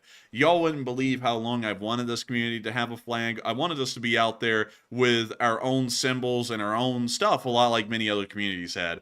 But I wanted to make sure that it was done tastefully and it was done well. Pterosaur is an absolute godsend with the kind of design that he put into this. This is the best design that we've ever seen for the flag. It will be the permanent LSA flag. We're never changing it. So for the rest of all time, this flag will stand as the Leaf Spring Army's flag. There may be other ones that come out, other flags for other things, maybe the Leaf Spring Navy, maybe the Leaf Spring Marine Corps and the Leaf Spring Air Force, but this will be the actual flag of the entirety of the Leaf Spring Army, everyone here who considers themselves a part of this community, of this channel. And I got to thank everyone once again for being a part of it, and I hope that you all get these flags and that they're absolutely great. We did our best to find the highest quality flags, the highest quality producer, and also try and get the price as low as possible so that way we could get as many of y'all the flag as physically possible. So hopefully everything works together to where we actually can see the flag of the Leaf Spring Army flying in every corner of the globe. But with that, we're going to be moving on from that little snippet, that little tidbit right there. And I got to thank Boulder Boy once again for the support and getting to group. But moving on from that, it's time for us to get on into the Ukraine war news. And tonight it is about a brand new armor personnel carrier that showed up in Ukraine. It is called the M1117. And these little fellas are four-wheeled armored cars of the U.S. military. They're actually, they're very rarely used from what I understand here in America. And let me go see if I can find where they are used at all. Let's see here. How many of these things were made? They don't even give a number. But beyond that, these little things are kind of cool. Here's one of them right here. Isn't that those are pretty sick, man. It's like a combo between like a Middle Eastern like military vehicle that we would have sent, like the U.S., and also like one of those duckmobiles. It's kind of like a VAB and LAV mixed together is the best way I can say. But let's see if I can find one that's not in a desert camo. Here's a Bulgarian version of the M1117. But overall, it's kind of just like a lightly armored car. Very similar to a VAB, or maybe even very similar to a hell, it's really just a VAB. I mean, or a BTR maybe. Maybe that's the other comparable one that I'm thinking about. But beyond that, a load of them arrived in Ukraine today. Right here, you can see that on the picture. And then what's even cooler is that we got to see one out on the open field already. They took these things straight off the train and had them rolling around, and apparently it was deleted. And so, what the hell happened? I mean, there was an actual video of it running around the field. What the hell? But anyways, moving on from that, we got to see a little M150 assault breacher vehicle on the move as well. This is another American concoction of brilliance and amazingness, and it's just impressive. It's beautiful. Look at it, Matthew. It's an Abrams assault vehicle. Man, that's crazy. Like that's it looks like something out of Mad Max or something. Oh yeah, it kind of is. Dude, he's just up there like, hey, what's up, man? But he's happy in that thing. Dude, he's like, this thing is sick, and I would be too. This thing is legitimately sick. It's a M1A1 Abrams. It's really just an M1 Abrams hull that has a M1 Abrams turret mounted onto it, but it's not an actual tank per se. It's an assault breacher vehicle, meaning that it's used here in America. It would be used by an engineer unit or the Army Corps of Engineers to try and break through enemy defenses and create areas that the armor can exploit, or at least break through and then exploit the breakthrough. That's kind of what these things are designed around. That's why it has the plow. That's why it also has a whole bunch of support equipment attached to the rear of the turret and also to the rear of the hull as well to try and make sure that this thing can really excel at its job of being an assault breaching vehicle. Still, really cool design, really beautiful, and just the neatest thing ever. I think this thing also carries an M51 Miklik, which makes it one devastator if it gets up close. I mean, if this thing fires a Miklik onto an infantry unit, that infantry unit is done for. We kind of got to see that a little bit later on today with the UR-77 Meteorite firing its mine-clearing charge onto some infantry. But before we get to that, we do have to talk about the mauling that the Russian military took today in Ukraine. It was incredibly high. Ooh! Oh, man. The troop losses are crazy high, but man, the Bobcat's only down to 1. I guess they're switching their focus these days. I guess they are. And someone said, only 1 Bobcat down. A glorious day for Mother Russia. Please ignore all other losses. Thank you for watching this channel for picking up on the Bobcat thing. But beyond that, someone else, Matthew, down here, Matthew said, 1,160 troops. Oh! They just went off. They freaking out. Man, they tweak it down there for real about that. But beyond that, 1,160 Russian soldiers were wounded and killed today inside of Ukraine, along with 24 armored personnel carriers, 31 supply trucks, 21 tanks, 26 artillery pieces, 14 drones, 2 cruise missiles, and 2 anti-aircraft warfare systems. It appears that in the terms of cruise missiles and anti-aircraft warfare systems getting knocked out today, the Russians believed in losing them in two group. But beyond that, I love to see that they were knocking out such a large number of Russian equipment and vehicles today because it's showing that the Ukrainians are holding their own and making the Russians pay dearly for every inch of ground that they're losing.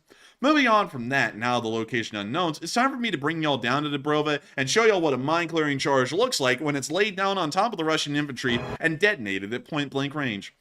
Look at that. You can already see the massive fireball enveloping the street and wiping out all of the infantry in the area. There is a certain radius around this explosion here where all of the frozen pizzas are cooked just well done. But the Russian soldiers that were actually sitting on top of that mine charge, they're probably more than well done. They've probably been turned into some kind of a marmalade or a jam, or a jelly for that matter. Moving on from that, or a paste. Moving on from that, however, now to Dubrova, because we have not seen any real large action in the northeast, or really any frontline changes at all in that area. We're now going to be moving on down to the area of Verkno-Kamyanka, where we get to see that a Russian bunker was given the greetings of the season from Santa Claus. Check that out. Look at that door over there, Matthew. The Russians are in here. They're like, life is good, life is fun, I'm on my iPad playing the stupid game. Blanche! Oh.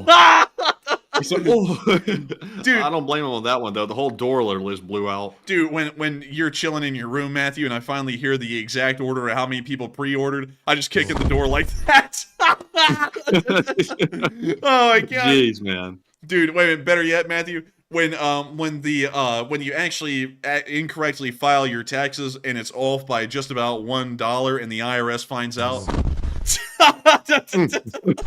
What was that coming through the door? That was a drone that blew up on the other side of the door, and the force of the explosion sent this like Shrek swamp style door that they had flying across the bunker, and it looks like straight into the face of this guy over here who was sitting on this very side of the outpost. Let's watch this guy and see that door smack him dead on.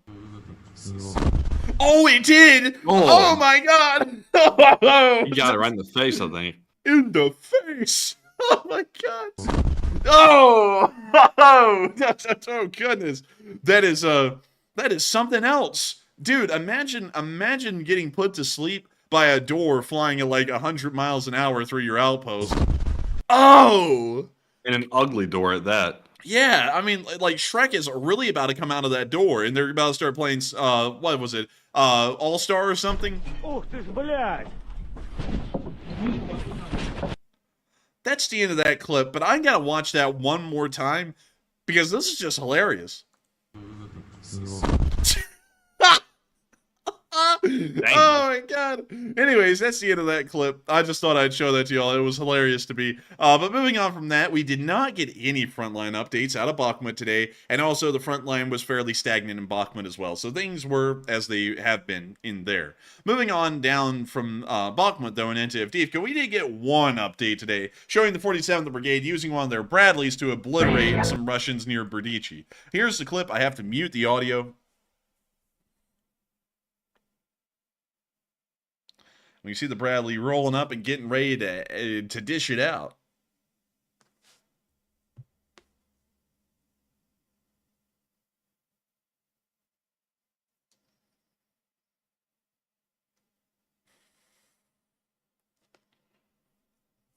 And we see the Bradley just rolling around, taking his time. Oh, and now they're laying it down.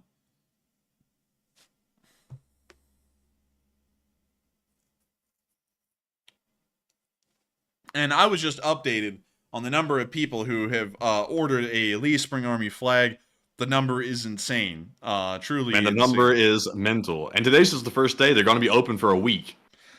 Oh, Oh, dear. Oh, my goodness. Man. Oh, man.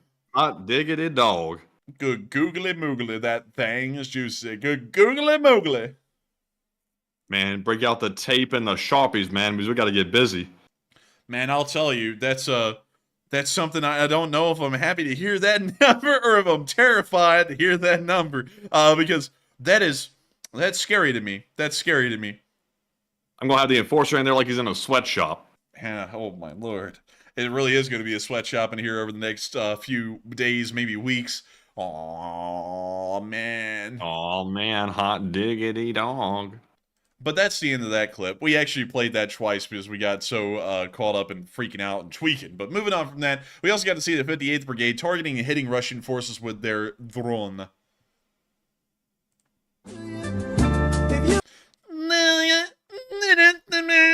You know, I can sing jazz too. But we can see the drone going into the Russian hideout. Oh! Brought the roof down. Wow. Aw, man. Man, I can hear the moaning and groaning from here. Aw, man. Aw. But beyond that, we can see the 58th Brigade assessing their handiwork. And it looks like they've done a very handy job at doing some handiwork.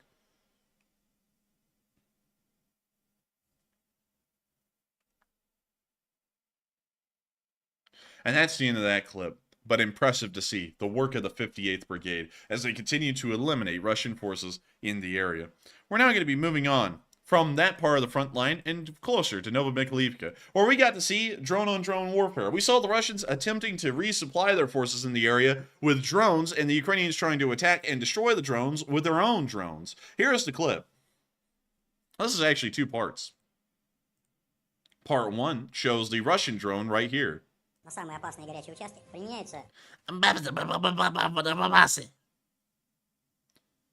you see them rolling it around. I mean, these little things are a little industrious. But we can see the Ukrainians trying to make sure that they're less industrious.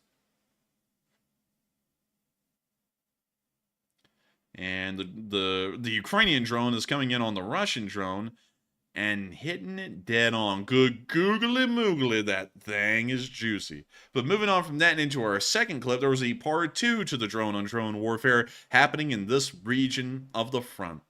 This was actually done by the 79th Air Mobile Brigade, which is currently defending Avdiivka. And here comes the drone, hitting dead on to the Russian drone and knocking it out for good. Spokojnej noche, douchebag.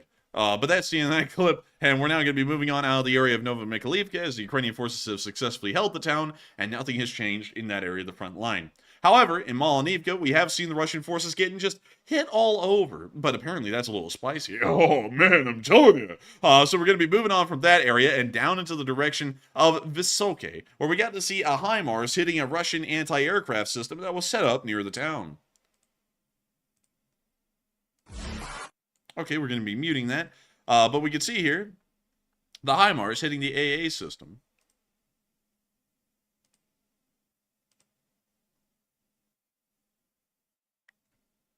And oh man, that HIMARS is just taking them all out. Great googly moogly. Good googly moogly. That's stuck in my head. Like, that's why I keep saying it, man. It's just stuck in my damn head. Like I'm telling you, Matthew, if getting phrases stuck in my head and repeating them over and over, like got me a dime for each time it happened. I would be getting cheese like it's from Vermont. You know what I mean? Oh man, you had to say it. Oh man. But anyways, moving on from Vysoke and giving y'all a general overview of the southern front, the Russians are still attempting assaults on Robotny. It's just that we have no video or picture evidence to back that up. The Ukrainians are holding the lines incredibly well and inflicting decent casualties on the Russians, and we're not seeing any real advances out of that area. But with that, it is time for us to move on out of the Ukraine frontline news and the Russian news and the world news, for that matter, that came out of Bulgaria today. And it's time for us to move on up to Kyiv to cover the speech from President Volodymyr Zelenskyy here on day 752 of the war. And so let me bring y'all to the speech. It's only 2 minutes and 45 seconds long, but nevertheless, it will do. And so, without further ado, here is the speech. Speech! Дорогі українці, українки, сьогодні, на жаль, збільшилась кількість загиблих після удару по Одесі. 21 життя забране. Мої співчуття рідним, близьким. Усім пораненим надається необхідна допомога. Місцева влада, МВС, всі підтримують, обов'язково будуть Росії відповіді суто в військовому плані. Цими тижнями багато хто вже побачив, що російська система війни має вразливості і що ми можемо досягти цих її вразливостей своєю зброєю.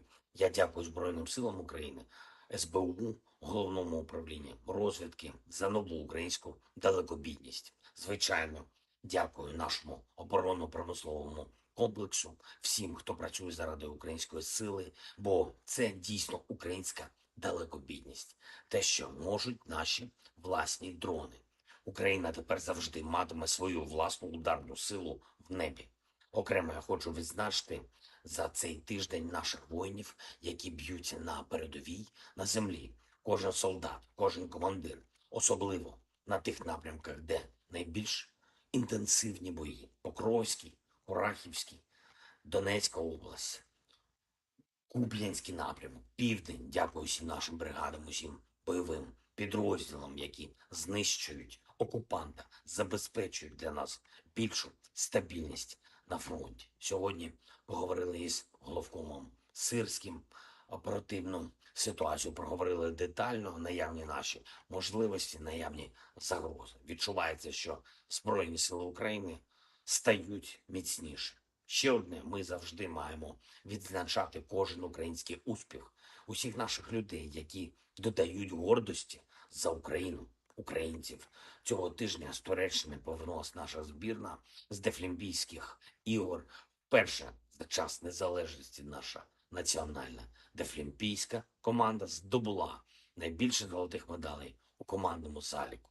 Я мав нагоду подякувати нашим спортсменам, тренерам, усім, хто допомагав команді, вручив державні нагороди. Пишаюся тим, що наші люди здатні долати всі труднощі і попри все здатні приносити Україні результат. Дякую всім, хто б'ється заради України, працює, присвячує своє життя тому, щоб Україна перемагала. Вона переможе, я впевнений. Слава Україні!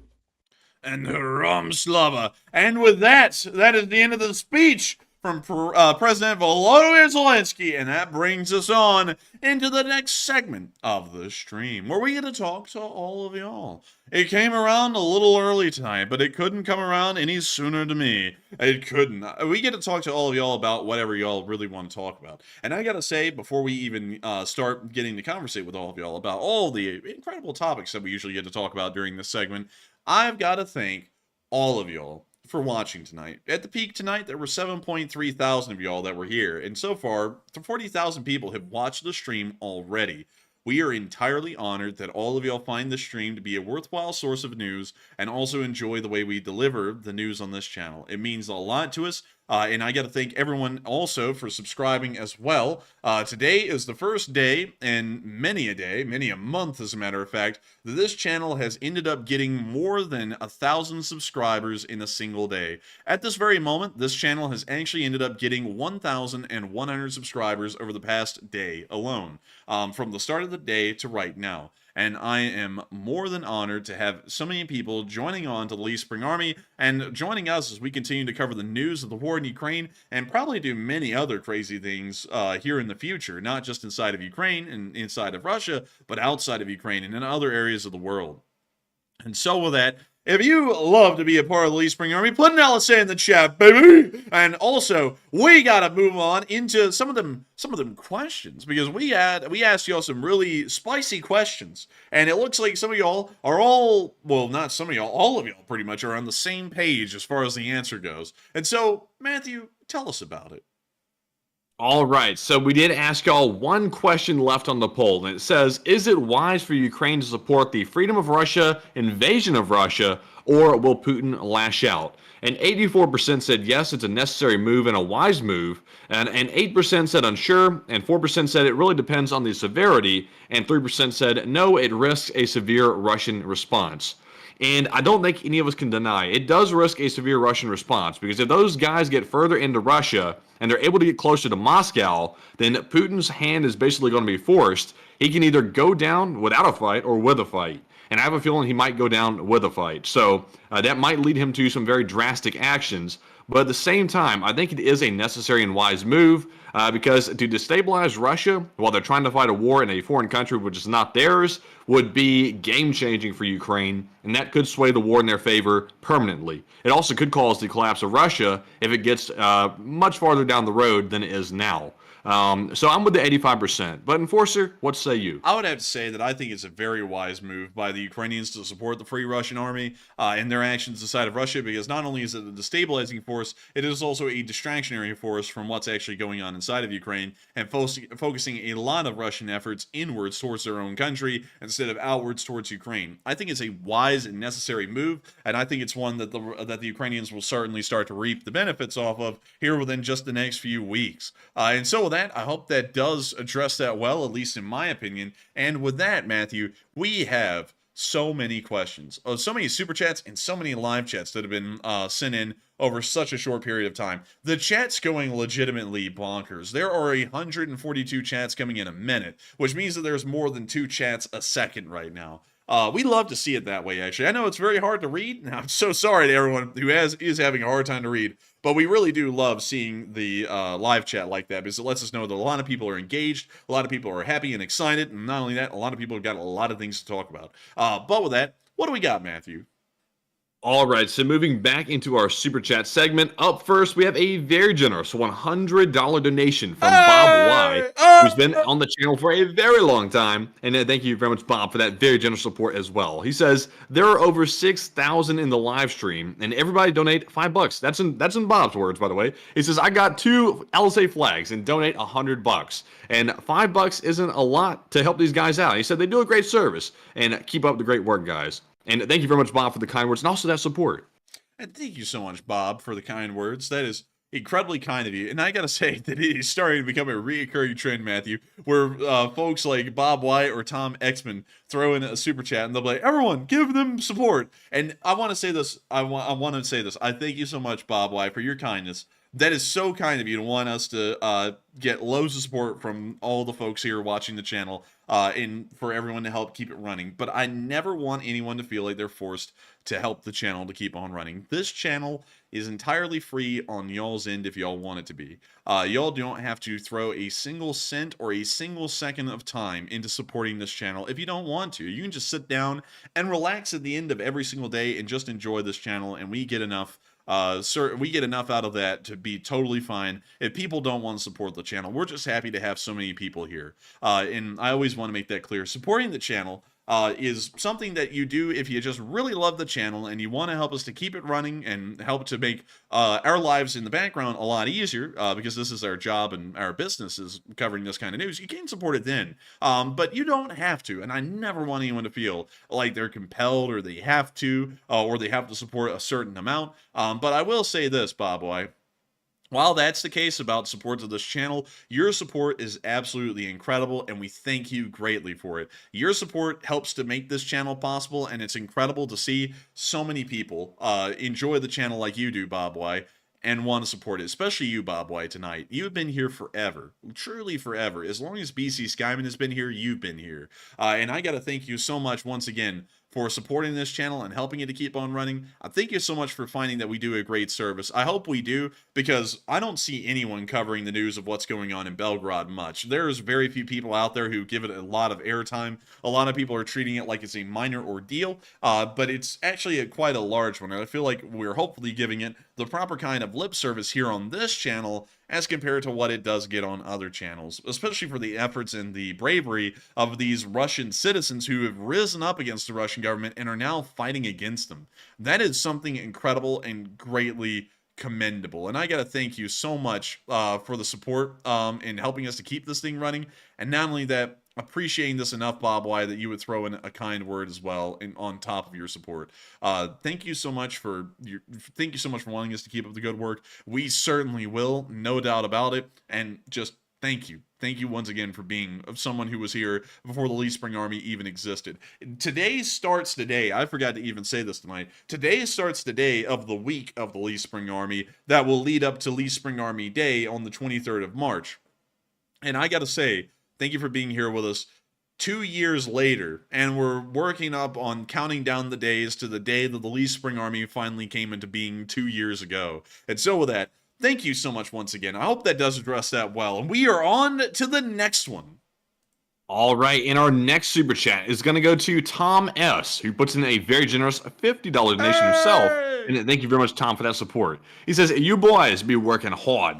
An awesome job, an awesome flag, and LSA, LSA, LSA. And Tom, I tell you what, thank you very much for that support, man. Seriously. And also, I got to say, we have been working extremely hard in the background on all of our different projects, some that we haven't even announced yet, because we want to take the channel to bigger and better places and get the news out faster, and to also raise more funds for Ukraine, because like we always like to say, we have raised over $1.3 million for Ukrainian-related charities over the lifetime of the channel, and we have bigger and better things coming in the future as well for that fundraising effort. So, thank you very much, Tom. And Enforcer, what say you? And I got to thank you so much, Tom, for appreciating all the work that we're putting into this channel. And thank you so much for finding it to be an awesome job. We put in a lot of effort behind the scenes in making this channel possible. Today, we completely reorganized the room I'm in, got rid of the set, and have now created an assembly line in here to get ready for the upcoming merchandising with the flag that we're going to have to do on getting the orders processed and shipped out. So that was actually a lot of work in itself today. I think that was about like 2.5 or 3 hours of just doing that. And then I also went and made a video today, and that was a decent bit of work. But I gotta say this. It appears that is the most enjoyed video that we have ever made up until now, because right now, Matthew, 197,900 people have watched the video that was put out just 9 hours ago, as of right now. It is the highest viewed video that we put out recently, and a lot of people enjoyed it, a lot of people loved it, and not only that, a lot of new Lee Spring Army members have joined because of that video and appreciating how we covered the news. And that doesn't take a short amount of time either, especially now that we're putting in a lot of effort into trying to really flesh out the videos and make them slightly longer. Some of y'all may be noticing that we're putting more content into each video, and that's because we're trying to make them, instead of 10 to 12 minutes long, somewhere in between 15 to 17 minutes long, adding in a whole extra 5 minutes of content, but also making it as condensed as it was before, just more news. We're also working on the Patreon in the background to actually put stuff on there, and for the first time ever, beyond merchandise updates and maybe some personal updates here and there that we put up on the Patreon, last night was the first night ever that I put any kind of a battle or grand strategy analysis or force composition analysis on Patreon. And I'm probably going to start doing that a little bit more regularly. It's probably not going to be every single day after the stream. I can't guarantee that, but it probably will be every other few days that some kind of an analysis will come out on something going on in the war, maybe with the Free Russian Army, maybe with the Ukrainians, maybe as an overall deal with diplomatic efforts of foreign nations in regards to the war in Ukraine, and maybe even other things that are a little bit more niche as well, like the situation with Taiwan, the situation in the Koreas, the Syrian civil war, other things like that. The sky's the limit as far as Patreon goes, and I'm going to see about probably including some written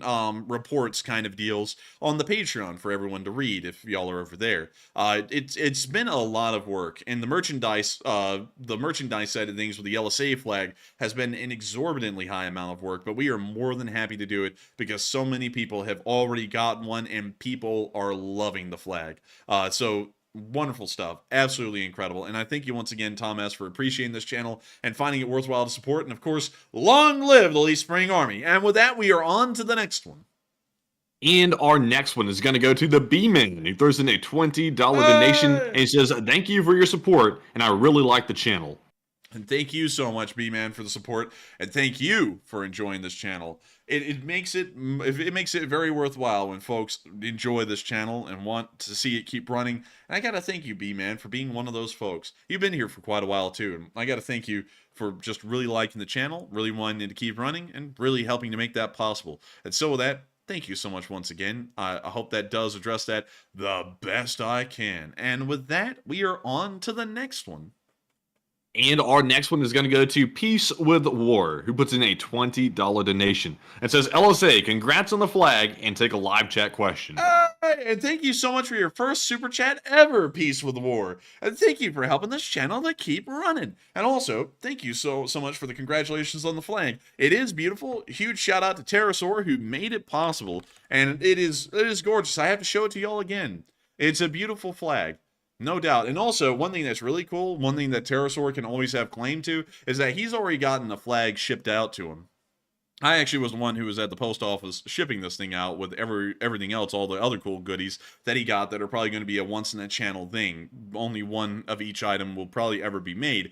But he got the flag that this picture was actually made of. That's that flag. So, Pterosaur, when you get your flag in the mail and you open up that package and you get everything else that's in there, just know that this flag that you got was the first Leaf Spring Army flag in existence. You have the first one, and it's the one that's actually on the merchandise store as the model flag. It was this one exactly. So I hope you have a great time knowing that. It's literally the first flag ever. You lay claim to that. And this stream for the rest of all time can be timestamped right here, right now, for people to come back in the future and know that your flag in particular is literally the first real LSA flag in existence. And so with that, thank you so much once again, Peace with War, for congratulating us on the flag. I have to say huge congratulations to Pterosaur for being an amazing designer of the flag, and we will make sure to take a live chat sponsored by Peace with War. And so with that, Matthew, what do we got? And this one is going to go to Griffin Provenzano, who said, "Can we get a quick update on the situation in Gaza if you can?"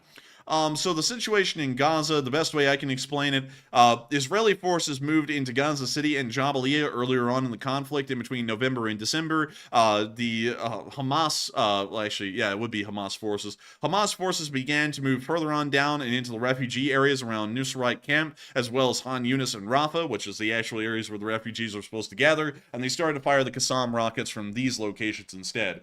The Israeli Defense Forces then conducted a rapid action to move forward from the area around Ain Hashlasha on the eastern side of the Gaza Strip, advanced rapidly into the area of Han Yunis and have now occupied Han Yunis and have now told the refugees to try and move into the area of Tal as-Sultan as well as the area of Al-Khalia al-Suwaidia and Al-Mawasi. In these areas, that is now the new refugee camp for approximately 1 million people. Hamas is still continuing actions and fights against the Israeli Defense Forces, but in very limited numbers throughout the entirety of the Gaza Strip, except for the areas of Han Yunis and Rafah, where the largest amount of Hamas forces still are at the moment.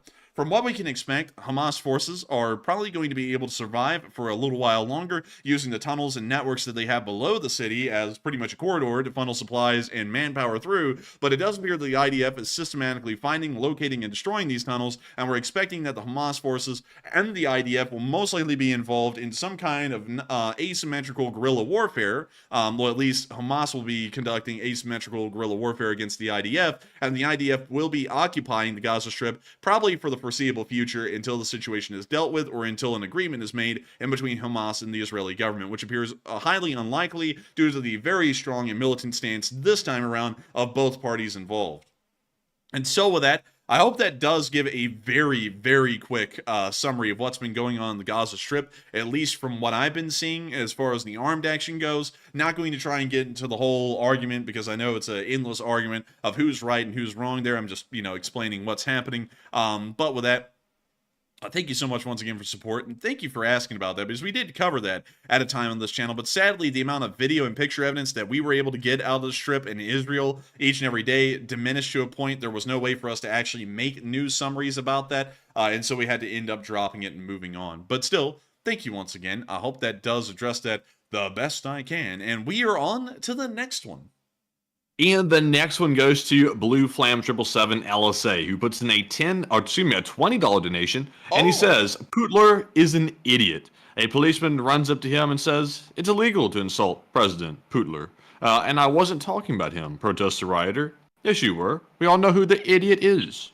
Oh, dang. Roasted and shot dead on the streets, unfortunately. Rest in peace to that Russian protester. But beyond that, thank you so much for the joke, Blue Flame 777. A really good one that had a punchline that actually got me. I actually was like, oh, when I heard that one. But still, thank you so much once again for the support. Thank you for throwing in a really good joke with a great punchline. And I'll try and remember that in the future to tell at cocktail parties and other kinds of very high-end, highfalutin events, although I rarely ever go to anything like that. But still, thank you once again. I hope that does address that well. And with that, we are on to the next one. And our next one is going to go to Frostbright Productions, who puts in a 20 as well. And huge shout out for that. He says, I can't wait for LSA Day, and my flag will be on my truck, and I will make a video of it. Yeah, that's what I'm talking about. He says, please take a question from the chat and Slav Ukraine. And thank you to everyone who continues to support this channel and Ukraine. And a huge thank you to everyone who does continue to support the channel in all the different ways that there... Well, actually, I say all the different ways, but there's really not a lot of different ways that one can support this channel. It's either through Super Chats, or it's through Patreon. Those are really the only two ways that you can support the channel. And now there's the LSA flags, but that's not going to be something that lasts forever. So a huge shout out to the patrons on Patreon, and a huge shout out to everyone who super chats every night for supporting the channel, because y'all are the only ones who help us to be able to keep our operation alive through y'all's support. It means a lot to me to know folks like you, Frostbright, are so appreciative and enjoy the channel so much that you find it worthwhile to help this thing to keep running. And I cannot wait for LSA Day either. We actually know the exact time of night when the LSA was founded in the live chat. I'm probably going to be trying to make a special intro that night for the Lee Spring Army. Hopefully I can, because usually those actually take a good amount of time, but I'm going to find the time and make it happen. But beyond that, thank you so much once again for enjoying this channel. Thank you so much for getting an LSA flag, and I cannot wait to see a video of it. Everyone who gets an LSA flag, we are hoping that we get to see all kinds of videos and pictures of y'all with your flag, because that is probably going to be the coolest part of this whole thing, is getting to see these LSA flags around the United States and around the entirety of the world. From what I understand, most of them are currently being ordered from inside the United States, if I'm correct, Matthew? I'd have to look at the stats, but it looks like it's actually probably more like 30 to 35% international, and the rest are the USA. So a good amount, the large majority of them are American, but 35% of them are going to other corners of the world. And I cannot wait to see what corners of the world those flags are winding up in. Are they going to wind up in Japan? Are they going to wind up in Korea? Are they going to wind up in the UK? Better yet, are they going to wind up in India? Because we do not have some Indian viewers. And what would be the best idea, what would be the coolest thing ever, is if there are Australians and New Zealanders that have the flag, along with some Japanese folks and some South Koreans, some Indians, folks from Europe and the United States, because that means, Matthew, if we have a Lee Spring Army flag flying in all of these different areas of the world, the sun will never set on the Lee Spring Army. Indeed. We could start an LSA chapter everywhere. Yeah, we could. Well, chapter sounds like a biker gang kind of thing. I was thinking, Yeah, a little bit. I was thinking more of like a, I don't know. We'll have to think of it. We'll have to think of a good term. But beyond that, I hope that does address that quite well. And thank you so much once again for support for Frostbright Productions, and thank you for helping this channel to keep on running.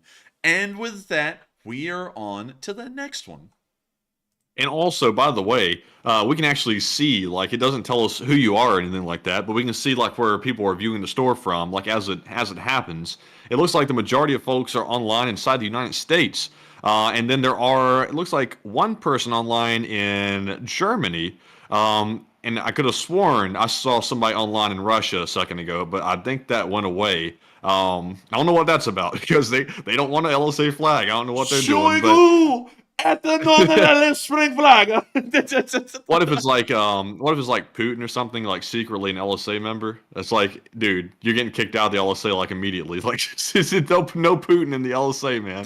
But anyway, there's a small amount of people, Matthew, who literally would get kicked out of the Lee Spring Army. One of them is Hot Dog Man, one of them is Putin, and the other one is the real Hot Dog Man that ended up dying in Russia last year. So with that, I hope that addresses that well. We're on to the next one. All right, and our next one is going to go to DTRDDF, who puts in a $20 donation. And I believe this is their first ever super chat of the channel, if I'm not mistaken. And they put in that 20 without a comment. But big thanks to you for that support. And Enforcer, what say you? And I got to thank you so much for the support and helping this channel to keep on running. You are making this channel possible. And I got to thank you so much once again for the support and making it possible. Because if it wasn't for you throwing in that support, it wouldn't be possible. Your support makes this thing possible. I can't say that enough. Am I making it sure that you know that you're making this possible? I hope so, possible. But still, thank you so much once again. While you didn't leave a comment, your support means a lot to us, and I thank you for appreciating the channel that much. And with that, we are on to the next one. All right, and moving on to our next one. And also, real quick, I want to say this also, by the way. On the shipping internationally, we're working next time on trying to get that lower. But for now, the shipping, I will say specifically to Australia, to me, was a little bit on the high side. But that was as low as we could get it with USPS shipping it. And also, we checked into all the other carriers as well. And that was as low as we could get it was the rate you see on the site. I'm sorry, even at that is pretty high, because I was very disappointed to see that shipping across the world like that, just for a package the size we're sending, is like on average about 30 to 35 bucks, which is almost getting close to the cost of the flag itself, which is a little bit steep. But next time, I'm going to see if maybe we can try to shave a little bit off there, maybe get like a bulk discount on shipping or something. This time we got a pretty sizable discount. Y'all wouldn't believe it. It was actually like more like $50 until we got a discount on that.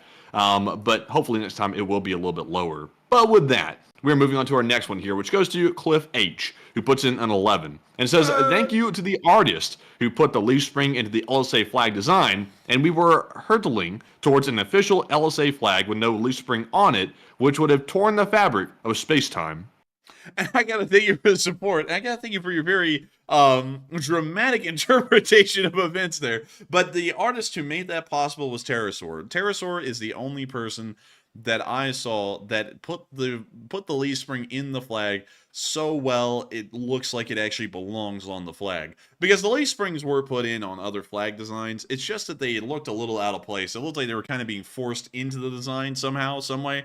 And that's one thing that always stopped me from approving any final flag design. We actually had one that we approved last year on the year's anniversary of the channel, but that one ended up being viewed as questionable because it was designed, it was inspired, well, the actual bid for the flag, it was supposed to be inspired off of a French or Prussian battle flag from the Napoleonic era. The flag we got out of it wasn't that bad looking, but in the end, it got associated with something else, and so we had to get it thrown out because sadly, you know, we don't want to go down that route because it looks like that. But beyond that, this flag is truly incredible. It's beautiful looking. It's sleek. It's timeless. It will last forever and ever. And so I got to thank you so much for appreciating Pterosaur and his amazing work on that flag, because if it was not for Pterosaur, that flag would have never been possible. And so with that, thank you so much once again.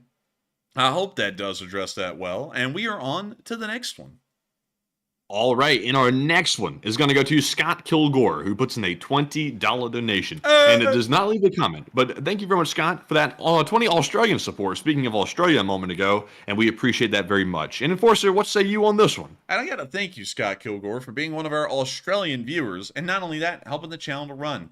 You didn't throw in a comment, but the support does mean a great deal, and if it wasn't for folks like you, Scott, we wouldn't be able to be here running the stream right now. And so thank you so much once again. I hope that does address that well. And with that, we are on to the next one.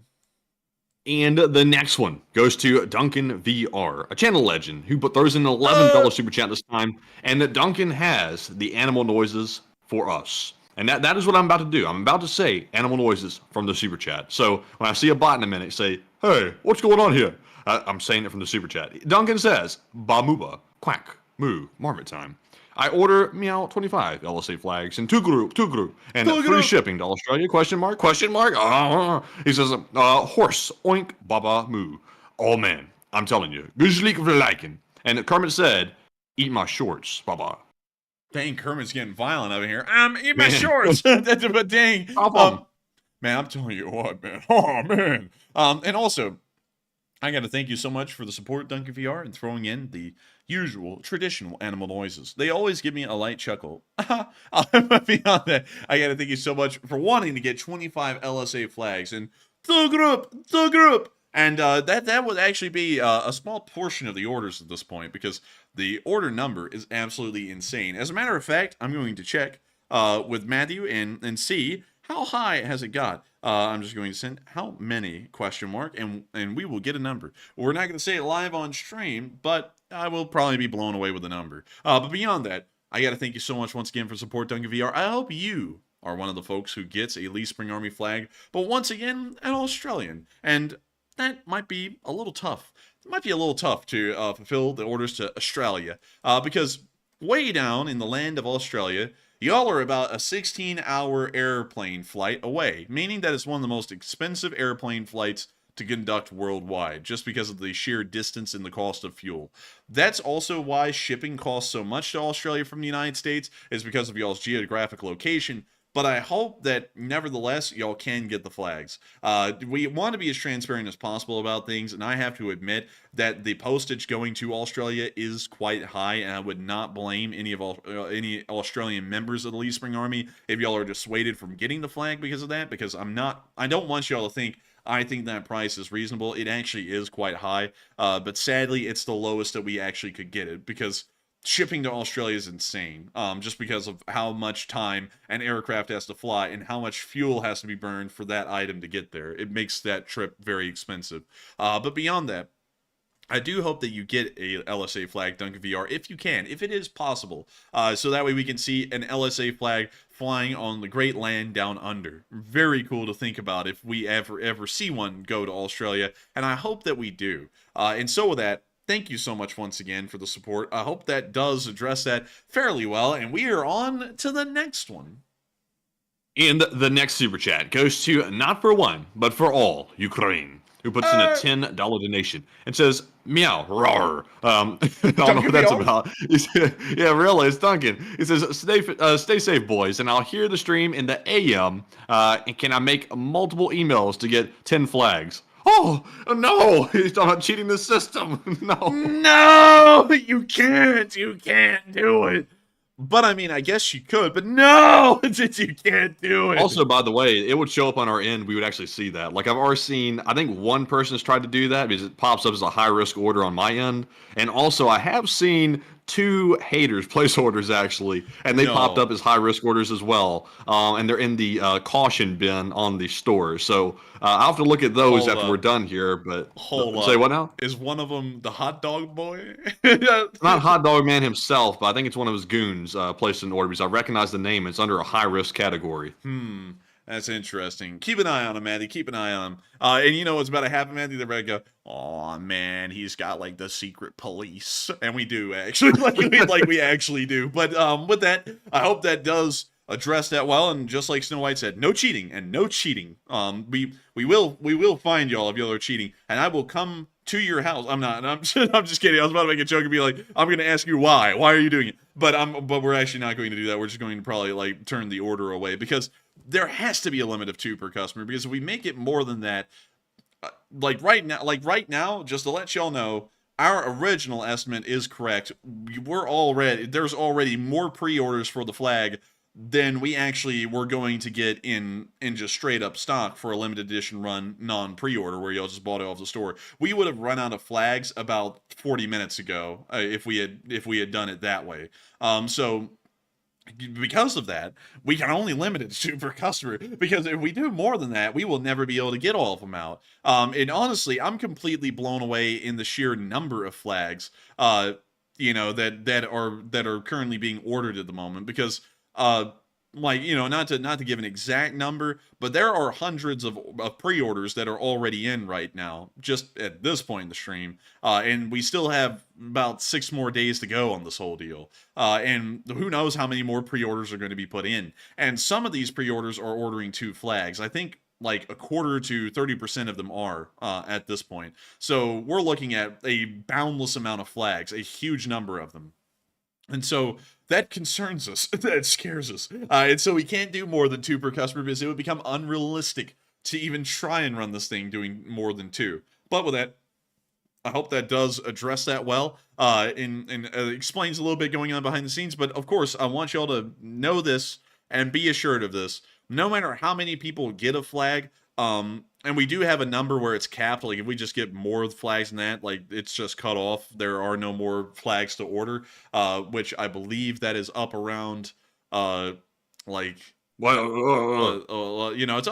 a fairly high number. But if we go above that, the orders are just straight up cut off. Like, we're not sending out any more because it would be insane for us to sign that volume of flags and then try and send them out. But beyond that, I hope that does address that quite well. I hope everyone prays for my arm, and I hope the cult of Matt appreciates all the sacrifice that I've made to make these flags signed, because it's going to be horrendous. But beyond that, I thank you so much all, once again, for the support. I thank you for liking the flag design, and I hope that does give you all a little bit of a background on that whole thing. And also, thank you once again for being one of our Australian viewers. But with that, we are on to the next one.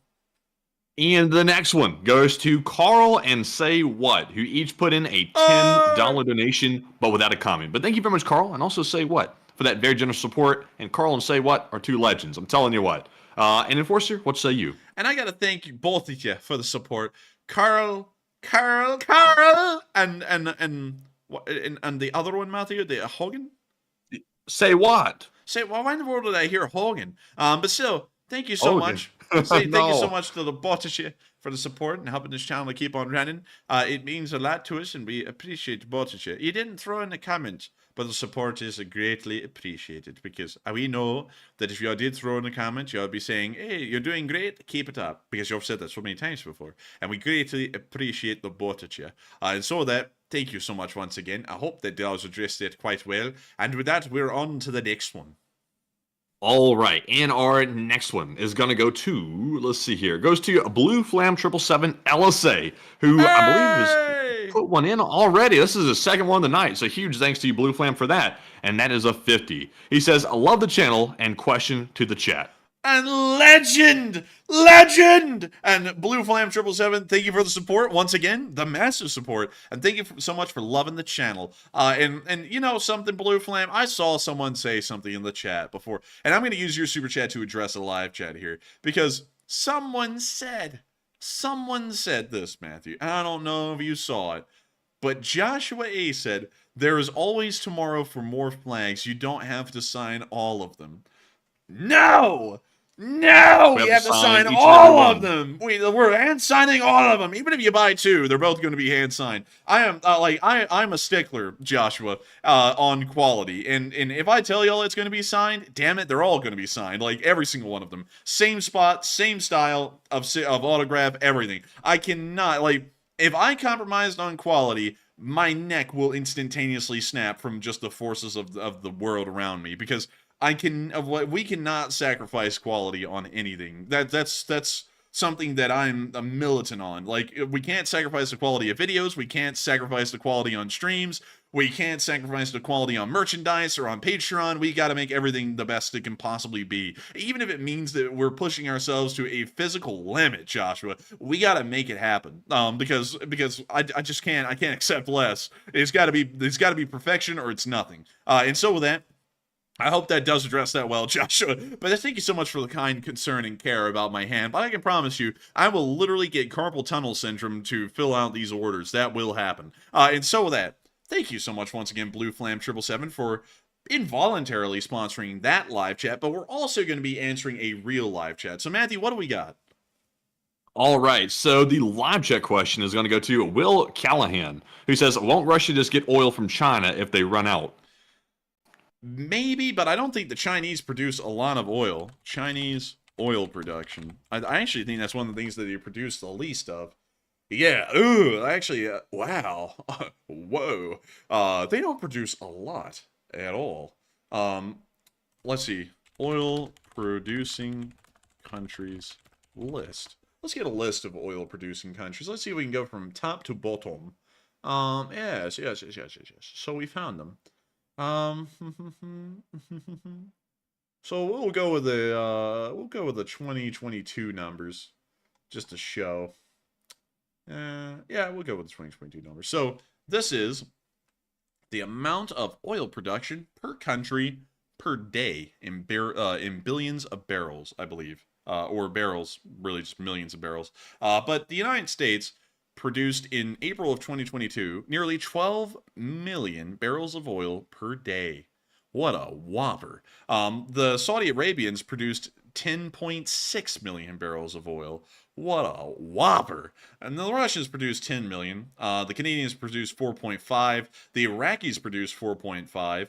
And then the Chinese produced 4 million barrels of oil per day. And the Chinese oil consumption per day is, wow, a whopping 14.3. So they are hardly even producing a fraction of the amount that they would need just to keep China running on a daily basis. So you can get the idea that there's probably not going to be a massive export market to the Russians, because they're probably exporting okay amount of it already, but there just isn't a lot to throw around. They're not like America, and even America, producing the amount of oil we produce per day, has a hard time dealing with U.S. oil consumption. And let me go see if I can get y'all American oil consumption, because ours is a whopping 20.6 million barrels of oil a day. We actually consume more oil in the United States than any other country does on the surface of the planet right now, and it's been that way for decades. The Chinese are, I think, second at the moment, because, you know, they're the second most developed country on Earth economically, but they still fall far behind by about 7 million barrels a day, which, funnily enough, is 7 million barrels is the exact amount of crude oil surplus that the Russians produce daily, at least before the oil refineries started to get knocked out. So going out of all of this, and getting down to the bare bones explanation of if the Russians can get oil, it might be from the Saudis, because the Saudis will sell to anyone, I believe, at the moment, because they're OPEC, and OPEC can do whatever they want. But the Chinese probably are not going to get involved in selling large quantities of oil to the Russians. Even hundreds of thousands of barrels per day, like 400,000, might be a bit of a stretch for the Chinese, considering that they don't really have that much to export in the first place anyways, in reality. And so with that, I hope that does address that quite well, and I hope that gives everyone a really good idea of, I guess you could say, the situation the Russians are running into. And on top of that, the thing about oil imports is that the Russians still run into a problem, because almost 90% of the time, oil that's imported into your country is imported in its crude form, and then it's refined inside of the country. Like if when the United States imports oil from overseas, which we have to do to keep the United States running, we import it as crude oil, and then it's refined at U.S. oil refineries like this one here in Baton Rouge. This is actually, I think, the second largest one in the United States right here. But this one refines a lot of the oil that comes in that's crude.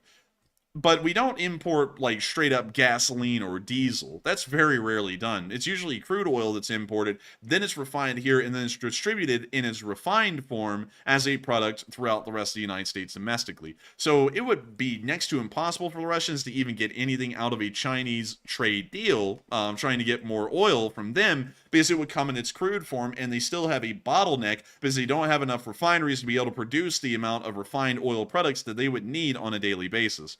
So with that, I hope that does address that well, and I thank you so much once again for the support and helping this channel to keep on running and sponsoring that live chat, Blue Flam. And with that, we are on to the next one. All right, and our next super chat is going to go to the Badger Bro, who throws in a $10 donation, and he says, "Enforcer, wasn't it easier for Ukraine to take Transnistria than Belgorod and use that as a bargaining chip, or Poland, to let Ukrainian forces pass through to take Kaliningrad?" All that would have been very difficult because you would, because if Ukraine tried to pull off that, they could easily try and smack around Transnistria. That's no problem. They could do that any day they want. But the problem is that you would then be using that as a bargaining chip to ask a NATO country to allow Ukrainian armed forces to transit through and then attack the Russians from NATO territory. That would never fly because the United States would step in and stop that, even if the Poles were agreeing to that. That's something that would pretty much draw NATO directly into the war. There would be no deniability whatsoever because an armed invasion of Kaliningrad would be occurring from NATO territory, which would be probably viewed as an act of war by the Russian Federation on NATO's end. And then that would lead to a massive conflict. So it's probably better for the Free Russian Army to go into Belgorod and Kursk than the fallout that would happen from a plan of using Ukrainian forces to invade and take over Kaliningrad. And so with that, I hope that does address that well, at least the best I can, Badger Bro, in my opinion, which can be wrong. But thank you once again for the support and helping this channel to keep running. And we are on to the next one. All right, and our next super chat is going to go to Nick Still Thinking LSA, the first couple of the LSA, who puts in a 5 and says, "Hello, enforcers," and "Hello, Nick." He says, "Take one from the chat and long live the LSA." And we will make sure to take one from the chat, Nick Still Thinking. And thank you to you and Carrie Ann Corzo for being here tonight, the first LSA couple. And we thank y'all once again for always being here, always enjoying this channel, and always helping it to keep running. And we will make sure to get that live chat in y'all's honor. And so with that, what do we got, Matthew? And the live chat question is going to go to Epic Trains Canada, who says, "Why didn't Ukraine start attacking Russia's oil infrastructure sooner in the war? It's having an immense effect." And Enforcer, I think I might have the answer to that question. I think Ukraine might have thought that Russia was guarding those oil refineries properly, because I was thinking the same thing earlier today. It's like, how come Ukraine waited this long to actually start doing this? And I think Ukraine is shocked to even find out themselves that there is hardly any defenses around those places at all. And they've also like had a light bulb go off in their head thinking, hey, if we keep hitting these things, we can just destabilize the whole country and that we can get our way. So I think they just stumbled across it, to be honest with you. And it seems to be working quite well. And it could be actually the potential key to maybe ending the war, in my opinion. But Enforcer, what say you? I would have to say they probably didn't attack the oil refineries earlier because they didn't possess the range. A lot of these refineries are hundreds of miles away. Like the one that got hit today in Sizran was 520 miles away from the front lines. And even the ones that are in Ryazan are still about 300 or so miles away, I believe. Yeah, about 300 miles exactly. Not that I measure this stuff out, but you know, you can see that they're pretty far inside of Russia. The fact of the matter is that they probably never really had the ability to attack any of these oil refineries and oil depots that are deep inside of Russia, even around St. Petersburg, like at Ust-Luga, because once again, they are all so far away. And at the beginning of the war, the drone technology did not exist in Ukraine, and they didn't possess any drones that could actually fly that far and successfully hit a target like that. Because they did attack oil resources that were close to the border at the beginning of the war, like the Belgorod helicopter raid. They did pull that off, and they already knew at the very onset of the war that a lot of these oil depots are not guarded or protected at all, really. You can easily attack them and blow them up as long as you have something that can reach them. And I think that's why we're starting to see that a lot of these are being attacked and destroyed, is because it was just recently in the war, about 5 months ago, that they finally got the ability to conduct these long-range deep strikes with the drone forces, at least from what I can tell. It may also be the fact that they thought that these oil refineries, considering how important they are to the Russian state, probably were defended. That would be a reasonable assumption, considering the strategic importance of the plants. much like Matthew was saying. And now they're realizing not only do they have the range and the technological ability to hit these refineries and knock them out, but there's also no defense there either, meaning that the missions have an incredibly high success rate. And so with that, I hope that does address that well, and I thank you once again for the support and helping this channel to keep running. And with that, we are on to the next one. And the next one is going to go to CK Bold, who throws in a $5 super chat and says, take a live chat question. And we shall. And thank you very much, CK, for that support. And the question here is going to go to Peace with War, who says, would Russia start bombing their own city if the Free Russian forces actually enter Belgorod? I think they will, because they're already bombing Shebekino and also the small town of Kazinka behind Gryvron. So I don't think it's out of the question that they also bomb Belgorod as well, considering how large and how serious this loss would be to the Russians. And so with that, I hope that does answer that live chat well, at least based off of video and picture evidence that we've already seen so far of Russian actions against occupied areas of the Free Russian Army. And with that, thank you once again, CK Bolt, for sponsoring that live chat, and we are on to the next one. All right, and our next one is going to go to, while I scroll down to it, it's going to go to Philip Fix's LSA, who ordered his LSA flag tonight as well, and he put in a $5 donation. And thank you very much, Philip, for ordering a flag and also supporting the channel. He says, rip to the enforcer's wrist. And yes, rip to that. He says, I am flag order 1019, and here's to the Bayer Fund, or an auto rider, but I know you wouldn't use it, and Slava LSA, and a live chat question, please. And thank you so much for the support, Philip Fixes LSA. You're going to be helping me with that $5 super chat, which YouTube will take 30% of, to buy one of those little, what is it, Matthew? Like one of those little casts for your wrist. You know, the little ones I'm talking about? Yeah, you're gonna need that that stuff you see off of like the TV commercials or whatever. What do they call that stuff? Like copper fit or something? Yeah, stuff that helps out the wrist. Copper fit. And you know, Matthew, and for the rest of my life, after signing all of those flags, I'll have like all the life drained out of me, and I'll be going around going, "Aw, man, my wrist is in pain." Aw, man. But beyond that, I do thank you so much for the support and helping this channel to keep on running Philip Fixes. And I'm glad to hear that you got your LSA flag. I hope you get it very soon. And also, man, can you reread his super chat again to make sure I'm not missing anything?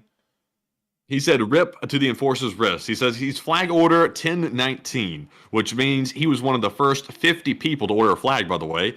And says, here's to the Bayer Fund and Slava LSA. And thank you so much for putting in some support to the Bayer Fund. There's bears in this area. Bayer. Bayer. Like you know, like at the people that make was it aspirin, I think. Oh, well, thank you so much for that. Not the bear. Not I the bear. You talking about like the animal. I was like, hey, we'll buy a bear. Like, why not? Like, if people are supporting it, we will. But nevertheless, thank you so much once again. I hope that does address it the best I can. And with that, we are on to the next one. And the next one goes to Tom Xman, who puts in a 5 and says, Matt, as usual, my email's jammed, so can you confirm my flag order? And Tom, I sure can. If you send us an email at support@officialenforcerstore.com, ask me that question in there, and I'll respond back to you with a confirmation. I can actually forward it to you. I believe so as well. So I will be sure to do that. But Enforcer, what say you?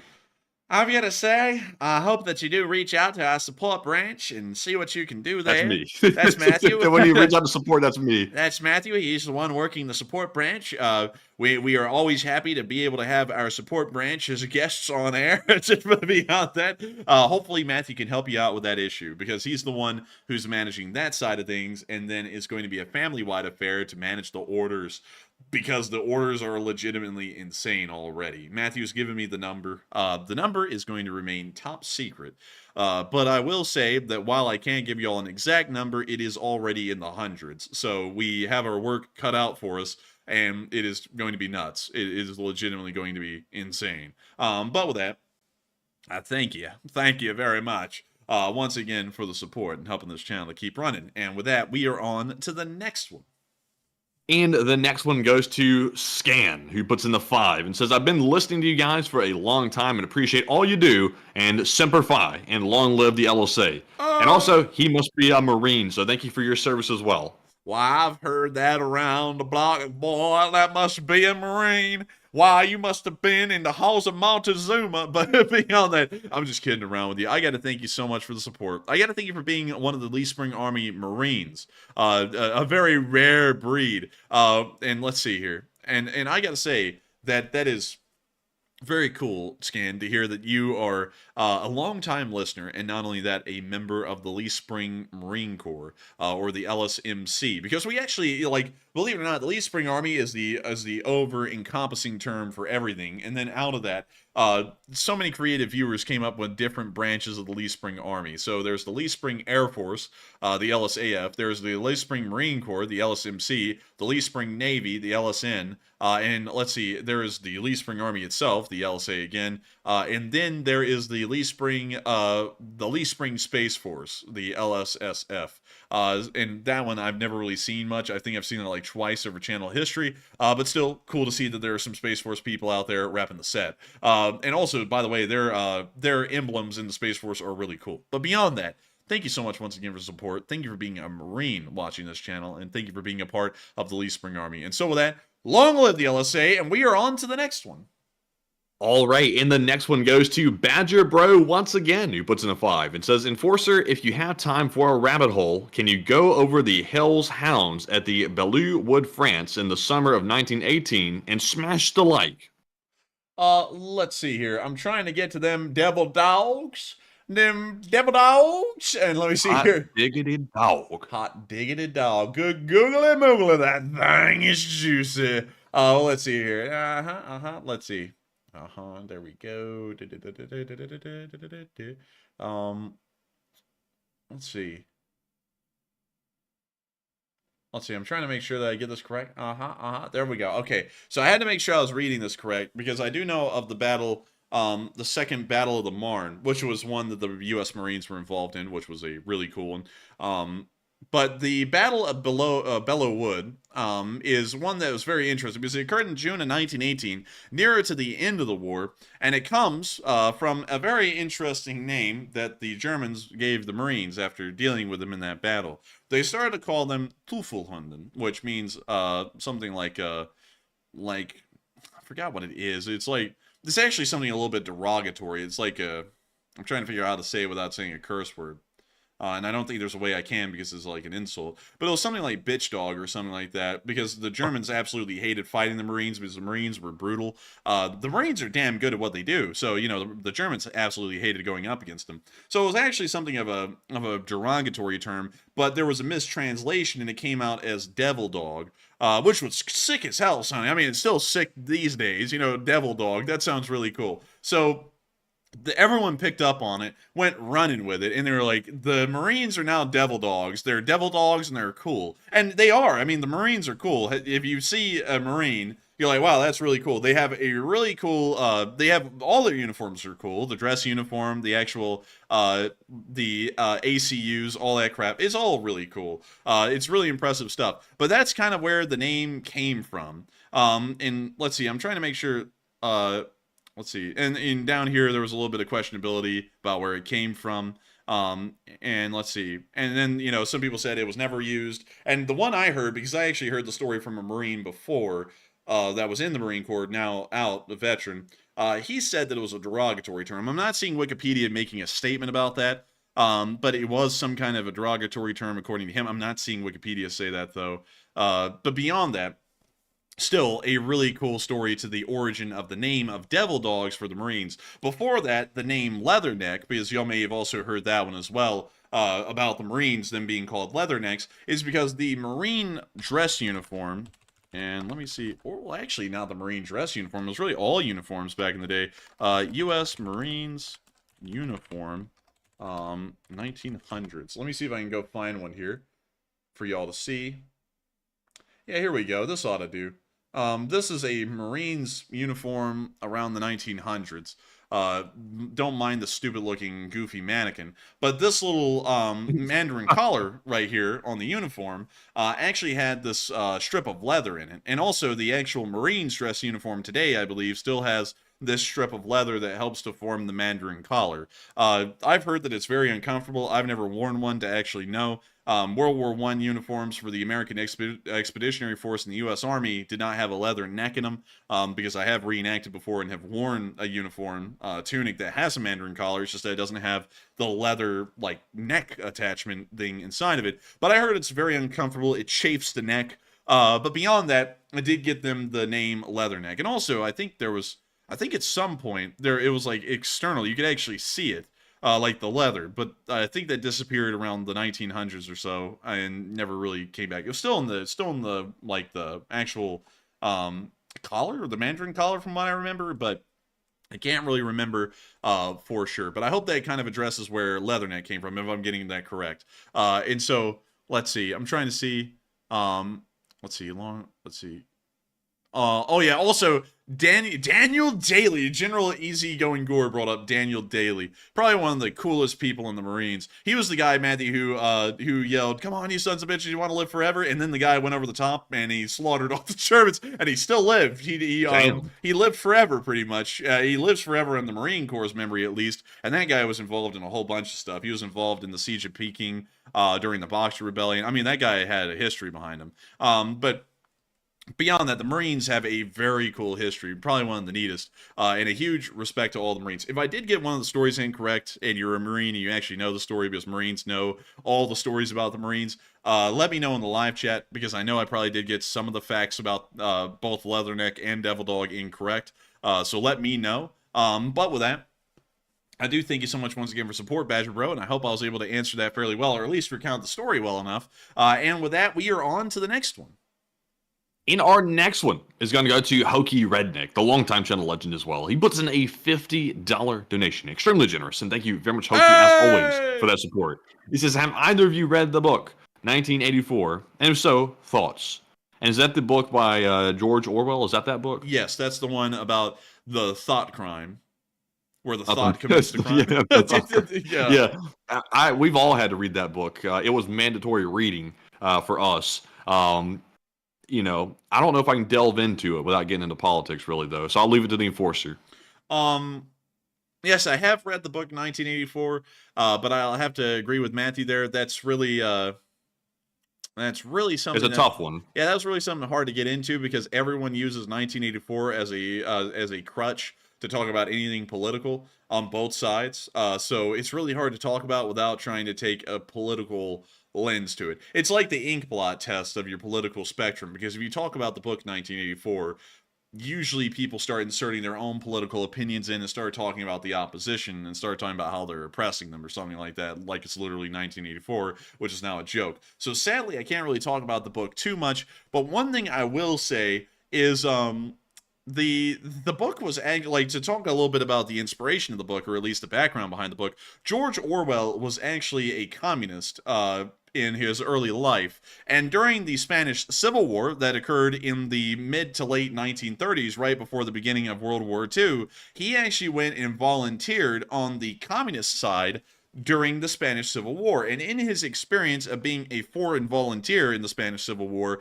and seeing the atrocities of war and the atrocities of the Communist Party that was fighting inside of Spain, he realized that communism wasn't necessarily the greatest of things. He returned back to Britain, and then he wrote the book 1984, which was largely a cautionary tale about a totalitarian state, not really a communist totalitarian state per se, because he also found, in, I believe his opinion, if I remember correctly, the Nazis to be pretty much of a similar vein, and fascism to be a similar thing. Kind of like how I say communism and fascism is really just groups of thugs in different kinds of clothes.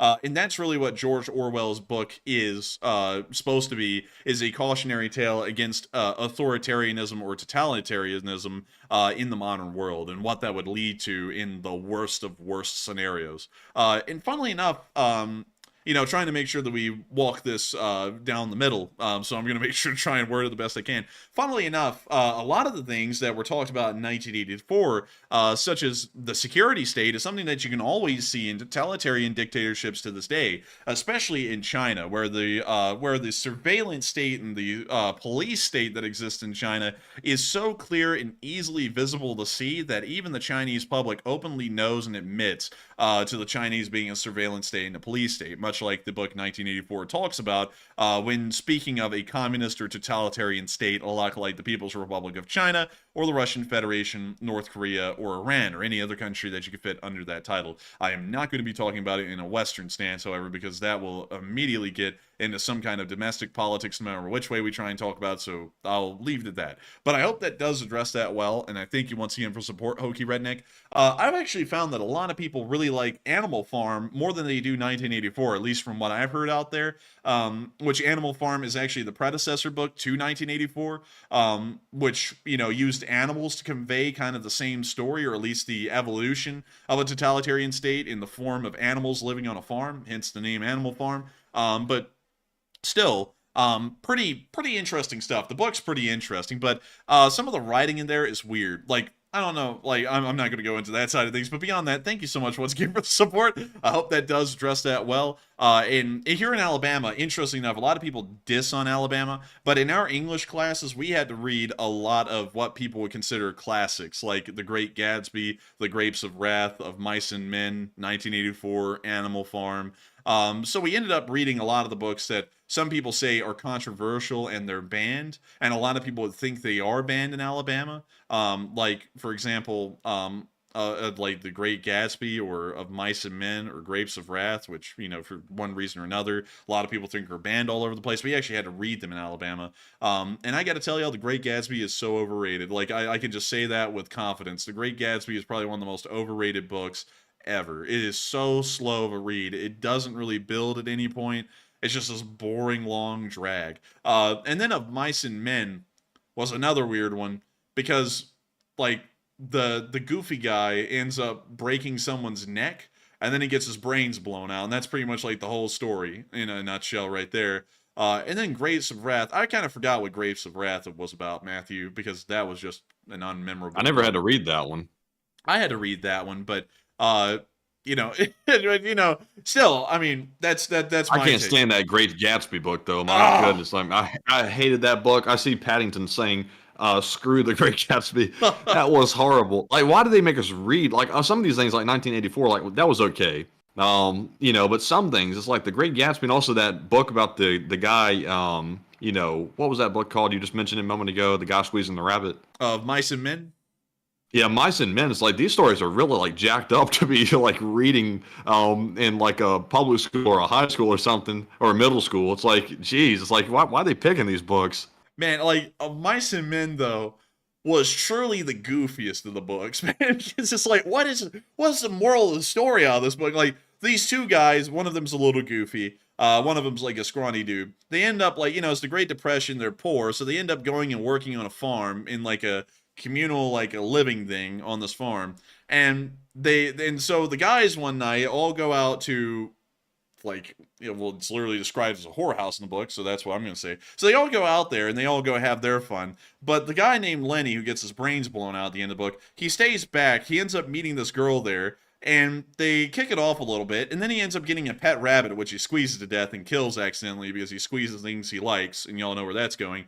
So he ends up liking the girl, squeezes her, freaks her out, then he ends up accidentally breaking her neck, covers her in straw, and then runs away. And oh no, guess what? The broken neck girl now is apparently the girlfriend of some dude who works on the farm that drove the mule or whatever. So now he's pissed off, and he's like, I'm gonna blow this guy's guts out with a shotgun. And so the little scrawny guy's, oh no, Lenny's gonna die in a terrible way. So he goes running down to find Lenny. He's like, quick, we gotta get out of here. Brings him to the side of a lake, and he's like, think of the rabbits, George. And then he pulls out a revolver and blows his brains out. Like, the whole book was just, I was like, I don't even know what the hell, like, this book was supposed to get at. Like, it was just a book. It was just a book. That was it. It was just a story, like, nothing else to it. But anyways, I hope that does address that fairly well, at least in my opinion, on some of the books. But, like, I don't know. I just like some of the books were okay, but some of them were just like, yeah, I don't get them. Like Great Gatsby was just bad. And apparently, Grapes of Wrath is the book I'm talking about, not Of Mice and Men. From what I'm seeing in the chat, but I'm not sure. I couldn't tell you because I didn't read that second one. But, you know, it is what it is. Y'all know what story I'm talking about. I didn't like that book, though. But with that, I hope that does address that the best I can. And also, everyone's talking about different kinds of books now, classics that everyone knows and talks about. I haven't read all of them, but we've read, like, some of the bigger ones. We didn't really get to read a lot that related to war, though, because apparently war was a no-go subject in school. Well, that's why I learned everything outside of school. That's probably why I know so much, is because I didn't count on the public education to teach me about it. But with that, I hope that does address that well, Hokey Redneck. Thank you once again for support, and we are on to the next one. In our next one is going to go to Bob Y once again, who this time put in another $20 donation. And thank you, Bob, for your second super chat of the night. He says, I don't know if you can do this. I ordered 2 flags. He wants to use one of them and give it away to a randomly picked $5 donator from tonight. And he says, I only bought 2 to support the channel. And Bob, sadly, we can't do that because I'm not sure how I'll be able to pull that off, because we'd also have to be able to pick randomly a person who did it from tonight. And that is a really cool idea. We'll say that, though, because if we could do it, I would love to. But sadly, I'm just not sure how we could pull it off. But Enforcer, what say you? And I got to thank you so much for the support, Bob Y, and helping this channel keep running. But sadly, that would be pretty tough to pull off. You could, of course, find a LSA soldat in the area and give them one if they weren't able to get one, depending on where you are and if you can find that out. But sadly, there wouldn't really be a good way for us to do that. We would have to send you both of the flags. But I do thank you so much for wanting to just get 2 of them to support the channel. That is really kind of you, Bob. But sadly, it would be really impossible for us to actually try and pull that off, sadly. But still, thank you so much once again. I hope that does address that well. And thank you for your 3rd super chat to the channel ever. And long live the Late Spring Army. And with that, we are on to the next one. All right, and up next, we have a $5 super chat from BC Skyman, Jay Tevis, Butchie777, and also Ari Soini. And they did not leave any comments on those, but huge thanks to all 4 of you for that support and helping to keep the whole operation running, because the operation is running at full steam ahead, and I'm glad to see it. But Enforcer, what say you? And I got to thank all of y'all once again for the support. Every single one of y'all that threw in a super chat, it means a lot to us. We appreciate it so much, and if it wasn't for folks like y'all, we wouldn't be able to make this channel, these streams and the videos possible. And so thank you to every single one of y'all once again. I know y'all didn't throw in a comment, but I know what y'all mean by the support, and thank you greatly for that. And with that, we are on to the next one. And the next one goes to Aaron, who puts in a 5 and says, Bob Y, here's my $5. And I also ordered 2 flags today. And let's go, LSA! Hey, hey, let's get it, baby! Hey! But still, thank you so much once again. Dang, man, I could hear you through the door. Yeah, man, it blew my lungs out right there. But still, thank you so much for the support and helping this channel to keep running. And thank you so much for getting 2 flags. Two group! And with that, I hope that does address that well. Thank you so much once again. And we are on to the next one. And the next one goes to Neil Vizanon, who puts in the 5 and says, the 2 groups started when Russian troops heard Chris's mom. Oh, God. Oh, no. I can't read that. I can't read it. We know you have Chris's to. Mom, though. We know you have to. He said, also following orders, Bob. He said, here's the 5. Oh, my God. I think for the support, Bob, and I don't even think we have to read the rest of that one for everyone to get the gist. It's the 2 groups started with the Russian John Chris's mom. That just explains itself right there. So I gotta thank you for the support, Bob, and help the channel keep running. And I hope that addresses that well, very well indeed. And so I hope that does address that the best I can. Thank you so much once again. And we are on to the next one. And I see BC Skyman said, blew me ears up. That blew my ears up. It blew the mic up and also almost blew the door down, literally, because it like shook the door next to me over here. Wait a minute, dude. Better yet, let me go back to that stupid clip of the bunker getting blown up. Dude, this is everyone doors in their house. Everyone went, oh, like in the middle of nothing. Oh, man, look at that. Man, that was literally it. I felt like that was my door. Oh man. But with that, that's weird. I'm so sorry to everyone. I did blow out y'all's eardrums. I didn't mean for it to be that loud. It's like my vocal cord slipped and it went like 90 decibels louder than it should have been. But with that, we are on to the next one. And the next one is going to go to Blue Flam 777 LSA. He throws in, I think that's his third super chat of the night. Massive support. And thank you very much for that $100 donation. He says, this is in Blue Flam's words, by the way. I don't want to step on any toes. Blue Flam says YouTube sucks. And and so does Arse Clown. I think I know who that is. And question to the chat.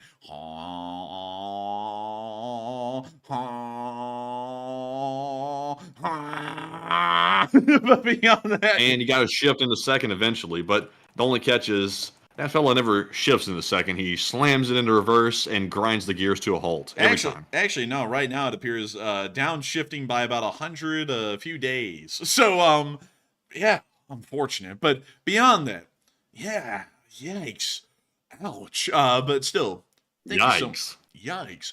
Like, zoink scoop. But still, beyond that, thank you so much for the massive amount of support. Again, Blue Flam 777 LSA. An absolute legend. A legend of the channel. And I get to say, YouTube does not suck. We'll run our show here. Business is here. We greatly like YouTube. It's just that we would like for them to, you know, take less of super shit. And also, you know, everything else. But beyond that, you know, I mean, we cannot say that they're that bad. If we were not on YouTube, Blue Flame, this video that I made today would not be passing. It would not have gotten 201,000 views, please. It would not. And so we have to appreciate the YouTube, how it comes. Luckily, they kind of like us now, I suppose. But still, thank you so much once again. And of course, we will make sure to send that to the question to the live chat. And so with it, what do we get, Matthew? And the question from the live chat. Let's see. This one is going to go to Riddle Me This. He says, Enforcer, if he thinks the Ukraine should adopt the United States theory, quote unquote, it's never a war crime the first time when it comes shelling Russia.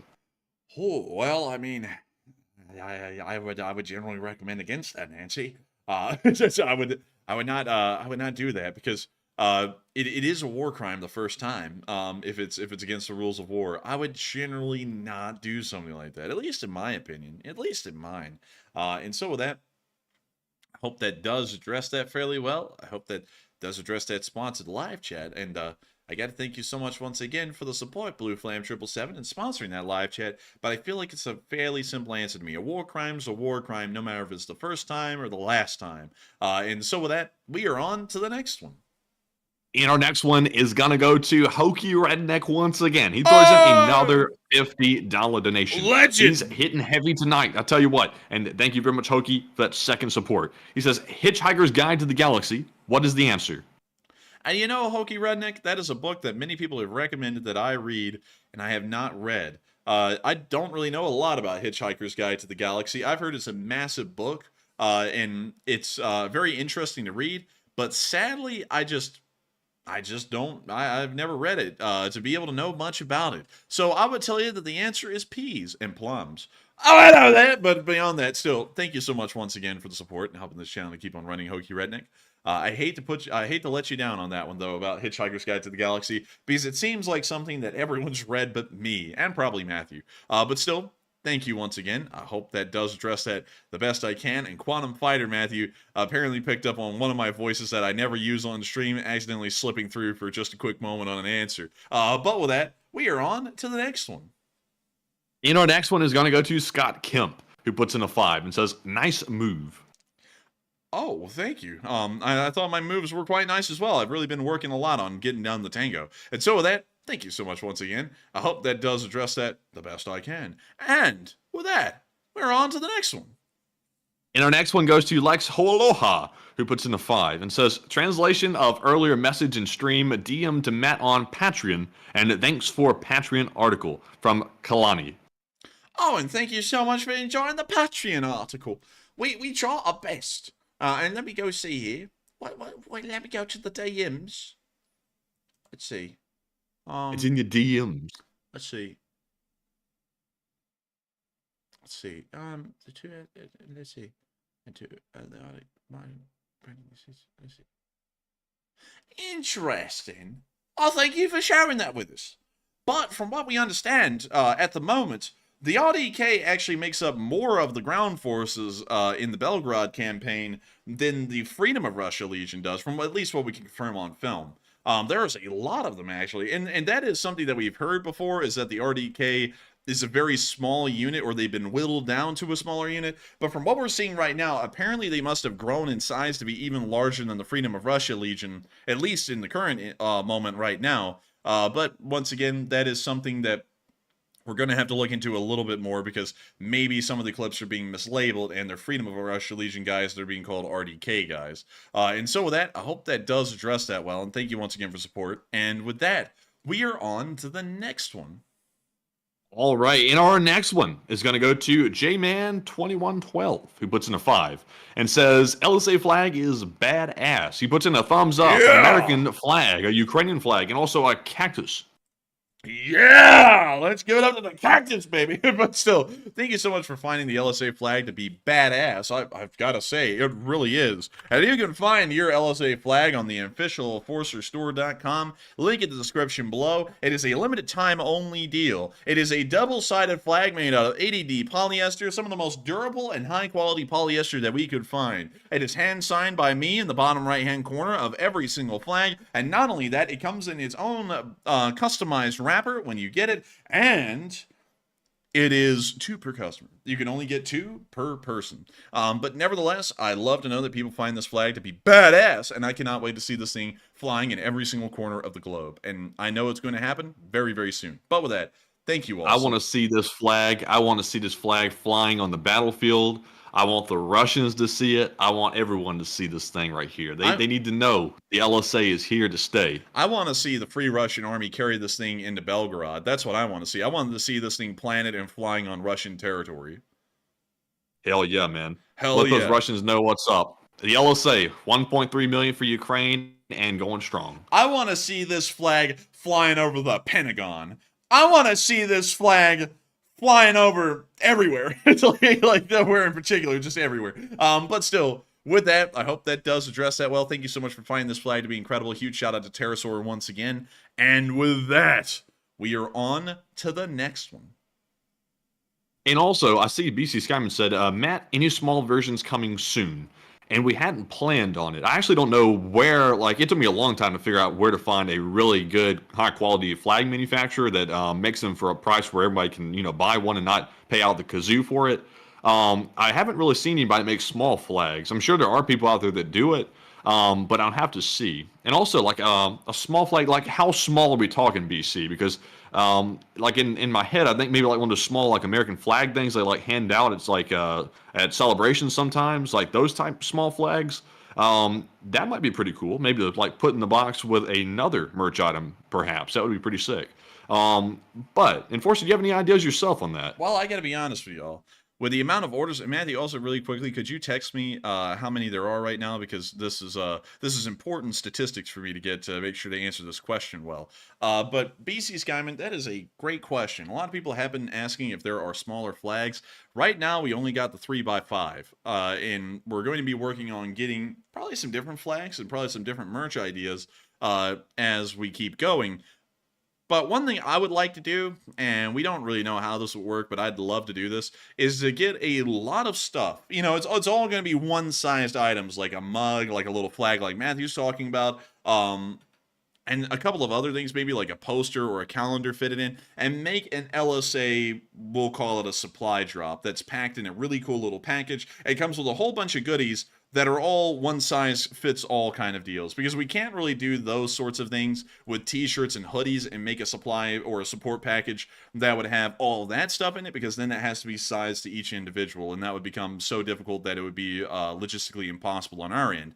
But we could do all kinds of cool stuff like that, and then pack all of these things as one big package, sell them as one big package, and then mail them off to folks. So that way we can get a whole bunch of these smaller items, and put them into a bulk group so that way y'all can get a whole bunch of stuff at a pretty good price and make it reasonable for it to be shipped. Because, you know, it would make no sense for us to sell a $5 patch, like let's say it's a $5 patch hypothetically, and then shipping's like $10 on it. So I would want to make sure that we have a whole bunch of stuff being thrown in that's smaller all together into one that are really cool and unique, and then send it off as one giant package. That would probably be the best way to pull that off. We'll have to figure that out in the background, but that might be a way we could end up getting smaller sized flags. And also I see BC's kind of saying baseball hats. We could do that too. We could do patches, baseball hats, flags, mugs, thermoses, and really anything where it doesn't require sizing of small, medium, or large. As long as it doesn't require sizing, we could fit all of it into like one package, or we could do multiple different packages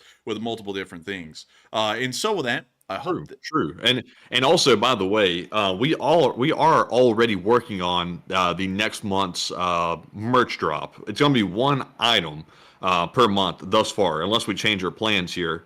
And we're not going to announce it yet. We're going to wait for announcing it to make sure we can finalize everything with it. But it's also another highly requested item.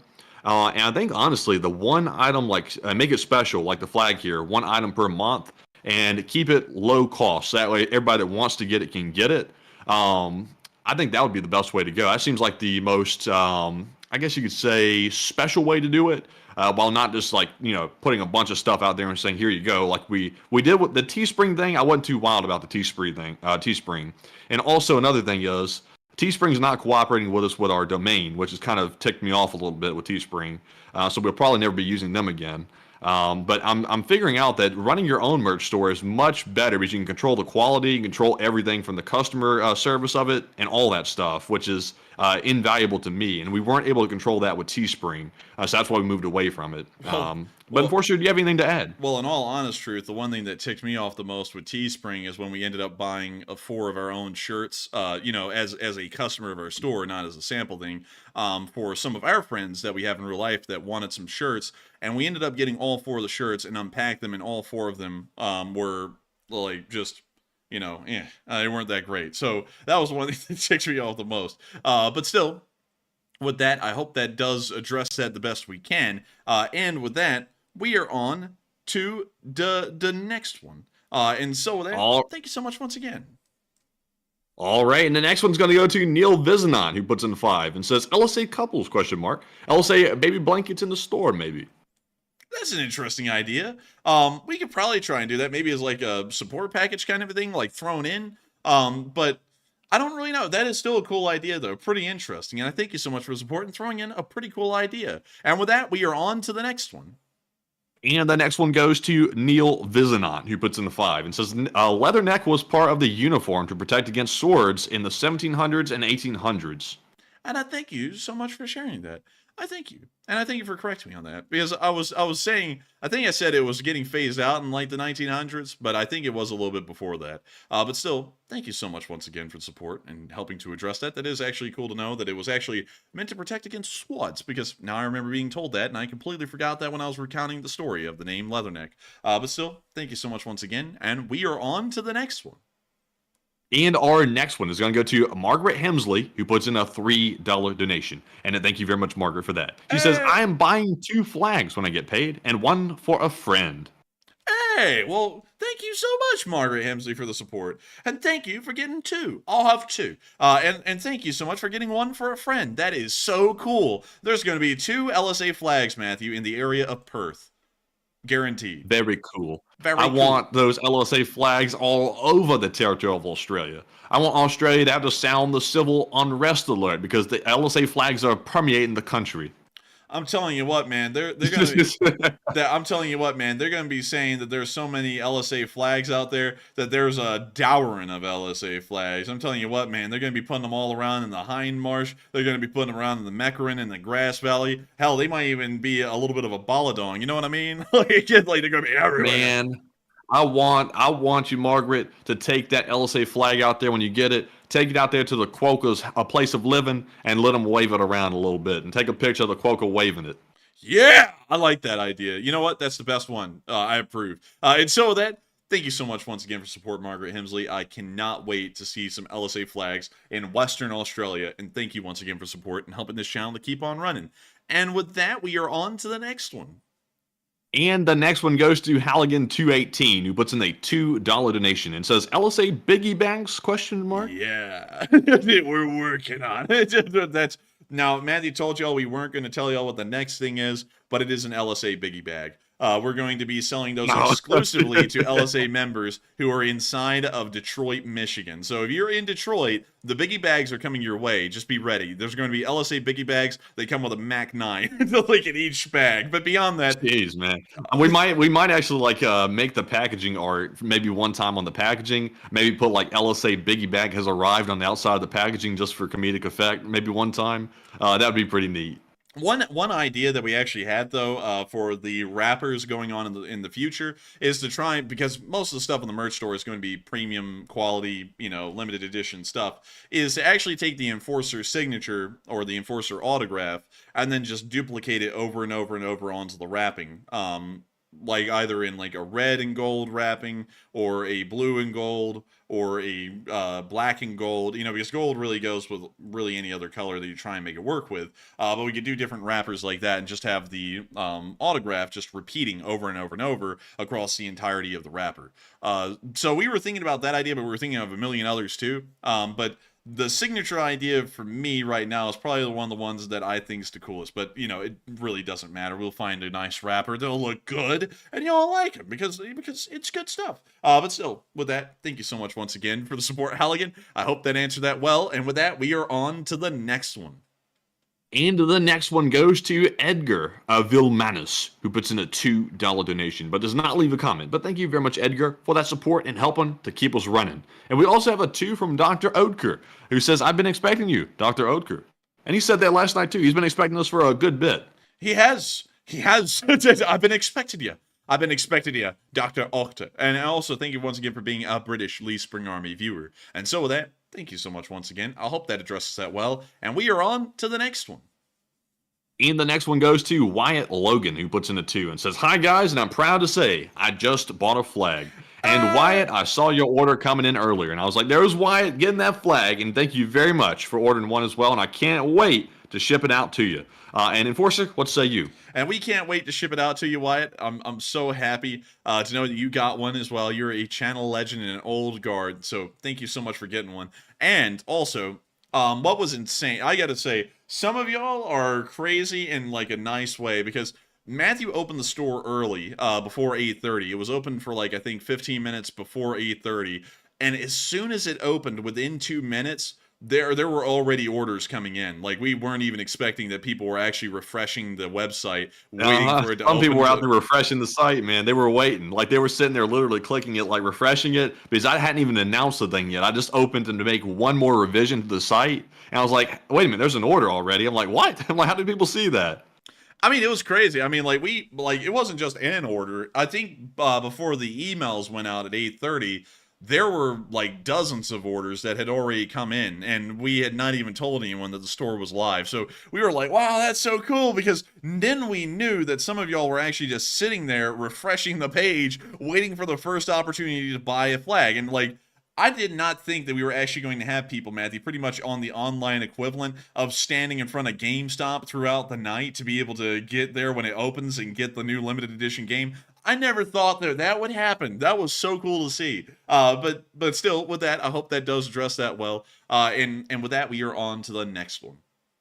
All right, and we have one more super chat to get to, and this one goes to Notorious GRG, who's also been on the channel for an extremely long time. He puts in a 10 and said, I made my pre-order and wait to fly this flag off the deck and take a picture of it flying at the sunset. And I'm telling you what, Notorious GRG, I am so excited, seriously, not just saying this. I want to see those flags flying everywhere because that would be super cool to see it. I can't wait for all the pictures to come in, and we're going to have to find a way to display all these pictures. Like, I want to maybe make some type of like singular post where we can put all the pictures into like a big collage or something like that, and we can show all of them, because I would like to see them, and I'm sure everybody else would love to see them as well. But Enforcer, what say you? And I would love to see that picture. I want everyone who buys a flag to send us a picture. If y'all, of course, if y'all want to.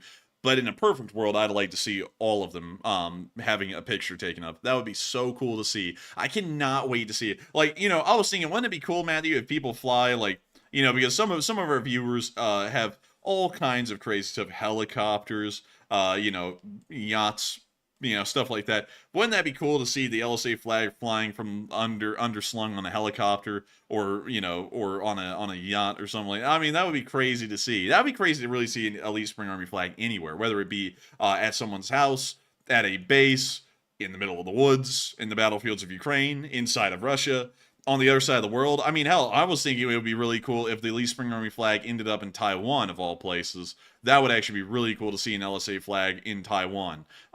So you know, I'm just excited to see them anywhere, and I cannot wait to see Notorious GRG, that flag flying off your back deck. I want to see it. And so with that, thank you so much once again. I hope that does address that quite well. And with that, we are on to the next one. All right, and with that, that was our last super chat to address. So once again, thank you all very much for supporting the channel tremendously, and we do appreciate it. So with that, we're moving into our Morse code decoders of the stream, and tonight we had Cliff Simonson, Mark Hodges, Earl Bernew, Paul Schultz, Kevin J, Rumpelstiltskin, David Millsaps, and also Toxic Bananas. They said, Enforcer, the LSA Signal Corps reports tonight's Morse code message is, the Freedom of Russia Army are going to be working on clearing out the Belford area, and I think he meant to say Belgorod, and long live the LSA. And that's the sound of money, and y'all hit that dent on the nail. That was the Morse code message of the night. I gotta congratulate y'all for getting that correct on the 752nd day of the war, and they're gonna be doing what's called in World War I terms a sweep. And so with that, thank you so much once again to the LSA Signal Corps for doing an impeccable job deciphering the Morse code message and letting us know around the world what the message was tonight. And so with that, we are now going to be moving back into the Super Chats. And so what do we got, Matthew? All right, so we have a 10 Australian, another Australian viewer. It's Flash1, the channel legend. He says, hey, Enforcer Brothers, I love the flag, and I just put an order in, and I cannot wait to get it. And I'll tell you what, Flash, can't wait for you to get it, man. It's going to be a long trip to Australia, a long time on a plane or a boat, a long time. And that thing is going to be going all the way across the world, all the way from Alabama and Birmingham to Australia. That's pretty cool. But Enforcer, what say you? And I've got to thank you so much for the support and helping this channel to keep on running. It's absolutely incredible. It's absolutely amazing, as a matter of fact, to think that folks like you are getting flags all the way over there, in Australia. Isn't that crazy, Matthew, to think a lot of Australians are actually getting it? And I'm glad to hear that the shipping isn't too much, apparently, because y'all are still getting them. But beyond that, I gotta say, I love the flag too. It's absolutely beautiful. It's absolutely gorgeous. I can't wait for y'all to get it, and I can't wait to see pictures of the Elite Spring Army's flag flying over the territory of Australia. And so with that, thank you so much once again. I hope that does address that quite well. And with that, we're on to the next one. Well, actually, we're back to the live chats, but thank you once again, Flash, for getting a flag, and I cannot wait to see it in Australia, along with Margaret Hemsley and a whole bunch of other folks who have gotten the flags inside of Australia. And with that, let's get on back into them live chats, Matthew. All right, so moving into our live chats once again, we have one from Mark Gagne, who says, who will want to import diesel to Russia? Good question. I don't think anyone would want to import diesel to Russia because importing like the raw fuels like that is actually a little bit difficult and a little expensive because like a crude oil tanker carries crude oil specifically. And it's actually a pretty lengthy process to clean a ship out that carries crude to carry something like raw diesel. So it ends up being a lot more expensive to do that. And that's why they like to just transport the crude and then refine the crude in Russia. So it's actually probably going to be no one because it would be so expensive that the Russians probably wouldn't want to afford it. And on top of that, no one else would really want to undertake that job. Maybe because the Russians would never pay. And so with that, I hope that does address that well. And we are on to the next one. And the next one goes to Nick, still thinking LSA, who says, how large are the Russian strategic reserves of oil? We actually do not know, but let's see if I can find out. How big is Russian strategic oil reserve? Let's find out. And let's see. This is not a barrel. Well.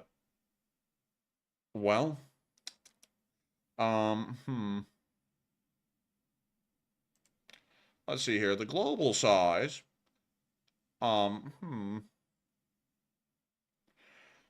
And they're not really liking to give me this number. Well, so let's see. How much does a barrel of oil weigh?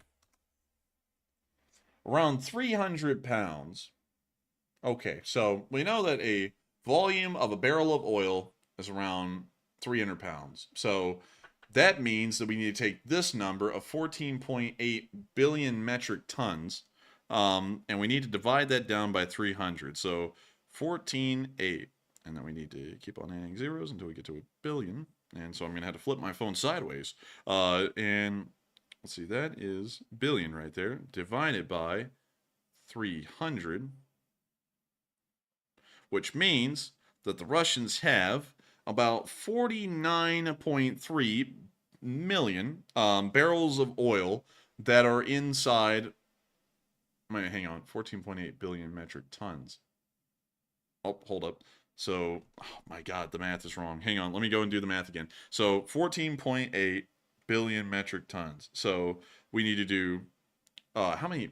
Okay, hang on. Let me. How many pounds is a metric ton? It's 2,204 pounds. So 2,204 pounds times 2,204 times, let's see here, 14.8 billion. So 148 and then we need to flip this equals, and that's quite a large number. And then we divide that by 300. So this number seems a little bit far-fetched, but supposedly they have 108 billion barrels of oil in reserve, which I have a feeling is a little absurd, because the idea of having that many billions of barrels of oil in reserve is insane, because they only produce a surplus inside of Russia of maybe 150,000 barrels per month. So I don't even think it's feasible that they could have ever stored that much oil over the entire history of the Soviet Union, just hoarding it and not using any of it. So we're going, to be honest with you, I would assume that they probably have a few months, because the math is going horribly over here on my end, and I think I'm going to have to do a little bit more research to figure out the oil side of things, and I'm probably going to try and post an answer to that on Patreon, maybe a few days from now, or maybe tonight, actually. But with that, I hope that does address that the worst I can. But thank you so much for asking the question. Yeah, that was the worst I could ever answer, because I didn't really get a good answer. But with that, we are on to the next one. And thank you once again for asking a question. I'm sorry that I couldn't answer it because I'm terrible at math. All right, and with that, we are actually moving back to our super chats for just a moment. We got one more coming in here, but real quick, I want to tell y'all how close we are to such a massive subscriber gain. We're about to hit 171,000 subscribers in the same day we hit 170,000, which is going to be one of our biggest single day increases we've had in months. So we're 25 away. So if you haven't subscribed already, hit that button. I think most of the people here have subscribed, but if you hadn't, hit it, because you could be our 171 however you say it, you could be that subscriber. Yeah. You could be that guy, pal. You could be that guy. But anyways, moving on to our next super chat. This one goes to Cranky, who puts in a 10-pound donation, and thank you very much, Cranky. He says, "I'm super happy," and that's like the total opposite. His name's Cranky, but he says he's super happy. Things are working out at last for you both, and well deserved. And thank you, Cranky. He says, "I can't afford a flag yet, but here is some cup of tea money." Hey, and thank you so much for giving us a cup of Cranky, and thank you so much for being a happy Cranky, Cranky happy. And I gotta say, I thank you so much for being happy, because for us succeeding, because it has been a trip. It's been one hell of a trip, and I'll actually show y'all why I say that. So let me see if I can move this over to the other screen. There we go. So this is the current subscriber figure as the channel sits right now. It's 170,973. This is the past 28 days of subscriber growth. Here from the start at 160,316 all the way up to today, which is at 170,974. Almost a gain of around 11,000 subscribers over the course of roughly 28 days. Over 90 days, we've had nothing but a sharp increase. Over the past 365 days, you can see that we took a divot here on the 4th of October. This was the beginning of the Dark Ages, and this is when we thought the channel would never really return. I actually thought that deeply within my soul. I thought it would never really return. And it was a tough time going through this because the subscribership, as you can see, it continued to just drop little by little, all the way up until the 10th, right here, the 10th of January, where it actually went up 100. And then there was hope. And so I kept on running the channel. We kept on running it because, you know, I was not going to stop until the war ended, no matter how many subscribers we had, no matter if people were joining or not. And it's ended up blowing up so drastically over this past 2 months that even going over the lifetime of the channel, and this is what the subscribership has looked like since we started, way back when I had 12 subscribers on the 9th of September, we have grown all the way to being 170,975 subscribers strong, and we're only 25 subscribers away from 171,000 subscribers. I was so worried that when we dropped out of law school, just because we hated it, that this channel was going to continue to go on a downward trend. Because that was about the time that we dropped out, was when the channel was still slowly kind of, you know, going on a downward trend as far as subscribership and stuff. Didn't care because law school just sucked. I knew I was going to do anything but be an attorney. Even if YouTube did not work out, I was just going to do something else. And now the channel has had a renaissance like no other. And it's truly unbelievable. As you can look at the growth here over these past 2 months, Matthew, and there is seldom a time in channel history where it has grown this quickly at any given moment, rather than a few. That's because once we decided, you know, we're done with law school, we left it, we went like full in on this thing. Like every single day I wake up, my first moment, I get up and I start doing work on the Twitter to prepare for the news. I start doing all the research, both of us do, and we just work through the whole day. I literally wake up, eat, breathe, and sleep the Enforcer channel now. That's all I do, pretty much, and I love it because it is so much more interesting to me. This feels like what my passion truly was. I studied in undergrad political science and also international affairs. This was my real interest. And I sort of had to go off the beaten path a little bit to go to law school to sort of figure out what wasn't my interest. But I'm glad to see that we have found it, and I'm just like waking up every single day. And they say that if you do something you love, you don't work a single day in your life. And honestly, like I haven't felt like I've been breaking my back at all, even though I've been working nonstop. It's just felt to me extremely satisfying, and I love the whole thing. I love the entire LSA and the Enforcer channel process. It's all a bunch of fun. And I'd have to agree with that. It's been the most fun thing. And I got to thank you, Cranky, so much for appreciating this channel, so much for being happy for the success of the channel, because I never thought that the channel would actually get above 160,166 subscribers again. And here we are, about to pass 171,000, and we're rapidly growing towards 200,000 here in the near future. And so thank you so much once again, Cranky, for the support. I hope that addressed that well. And we are on to the next one. And next one is going to go to Khan, who puts in a $10 donation and says Russians pretending to be Americans are spreading false propaganda in our U.S. social media, and Russian trolls have overtaken our social media comments in Yahoo Ukrainian articles, and how can we stop this? And that's a good question, Khan, because they overtake our comments quite a bit. But I've gotten to where we don't even get rid of them out of the comments because it actually helps out our engagement and helps us get the news out to a wider audience. So they're actually doing the opposite effect. They're actually helping pro-Ukraine channels by leaving these nasty comments, actually. So they're actually a bad thing and a good thing at the same time. But Enforcer, what say you? And I got to say, sadly, there's really no way to stop them, you know, because the internet's the internet, and it's really a free-for-all in the best sense. We try and make sure that it's not a free-for-all here on this channel. Many other channels revel in the idea that it is a free-for-all on the internet and kind of bask in it. I don't really like that. But beyond that, the best thing you can do is just stay right here, or you know, see them and then just ignore them. Ignoring them is really the best thing to do. We found that out with other things, is that if you just ignore clowns, they usually just disappear. They end up destroying themselves anyway. So that's what I would do with Russian troll, because the Russian trolls really have no impact. They say stupid stuff that is so unrealistic, you'd have to be an idiot to believe them anyways, at least to me, at least in my opinion. But still, thank you so much once again, Khan. Khan from Star Trek, actually. That is the legit Khan. Like Wrath of Khan, Star Trek 2, Matthew. Like in the profile picture, that's just like legit Khan. Like right there. Like Khan. Like no lie. You know like Khan. You know, like Khan, like Botany Bay. You know, that kind of Khan. You Yeah, know? I vaguely remember that. I didn't really care for the Star Trek movies though, like the motion pictures. I didn't care for those that much. The series were pretty good, but not the movies. I mean, yeah, I mean, you know, but you know, I mean, like, you know, it was Who still knows all how many right. people I'm gonna piss off with that? Yeah, man, you're going to get us death threats, death threats tonight, son. But with that, thank you so much once again for support, Con. I hope that does address that well. And with that, we're on to the next one.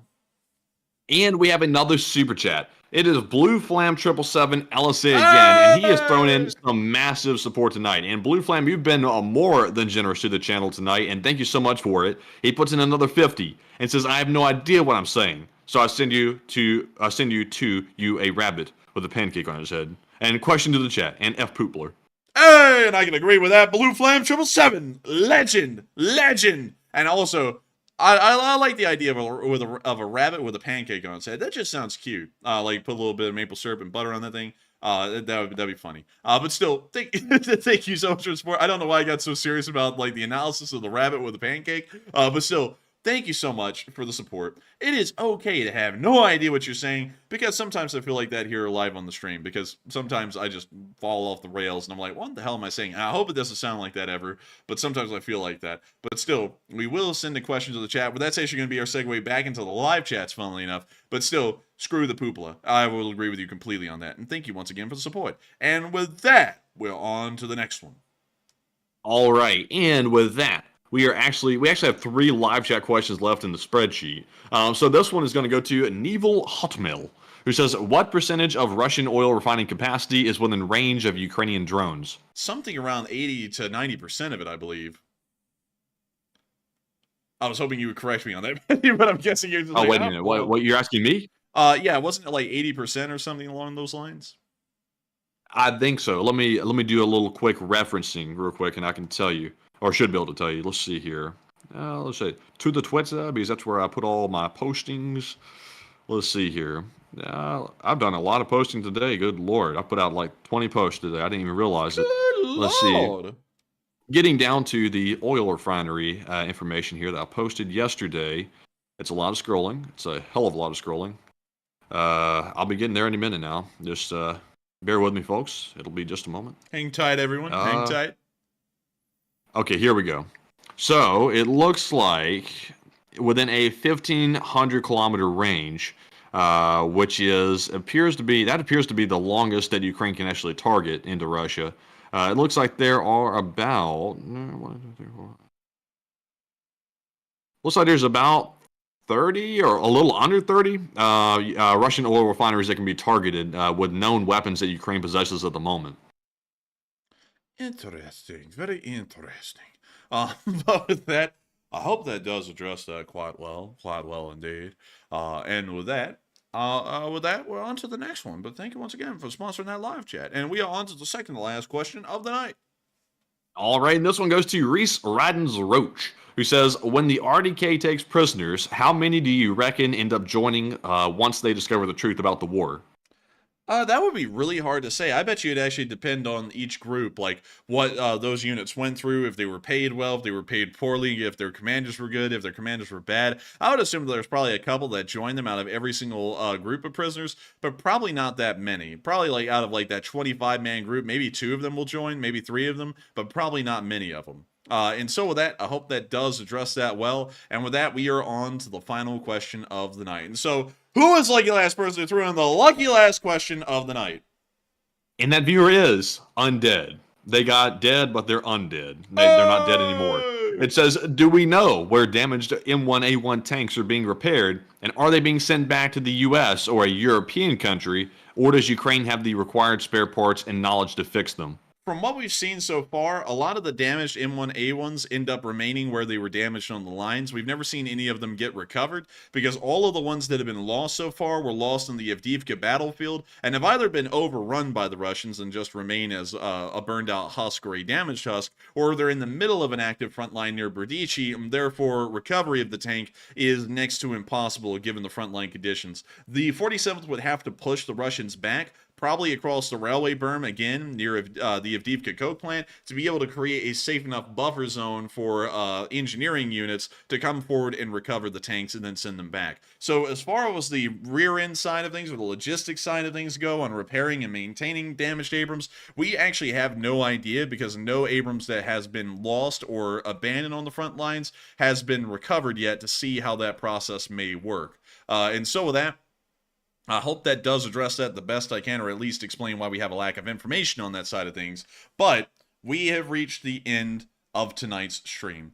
I've got to thank all of y'all so much once again for watching. It's been an absolutely incredible stream tonight. At the peak, there were 7.4 thousand people here, and over the course of the stream, 55,000 of y'all have watched the stream.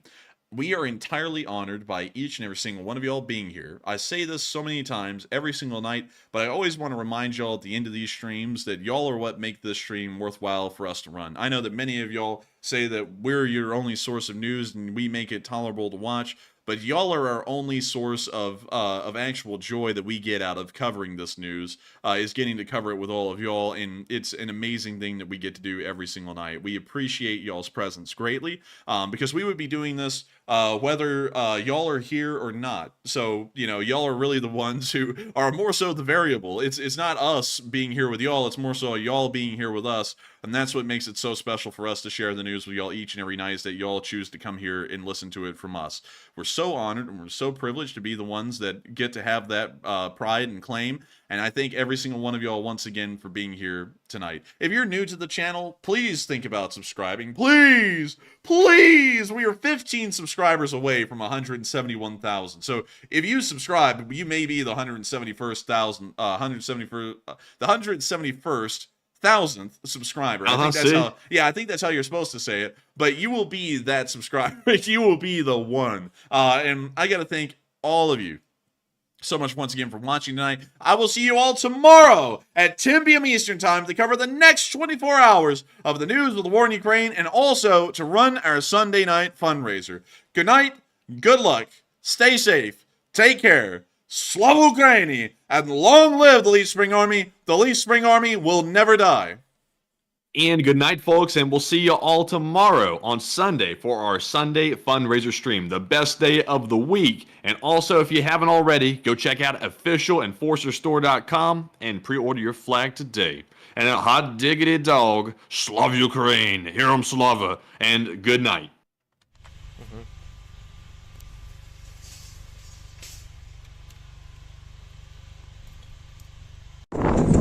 Yes. The Leaf Spring Army sends its regards.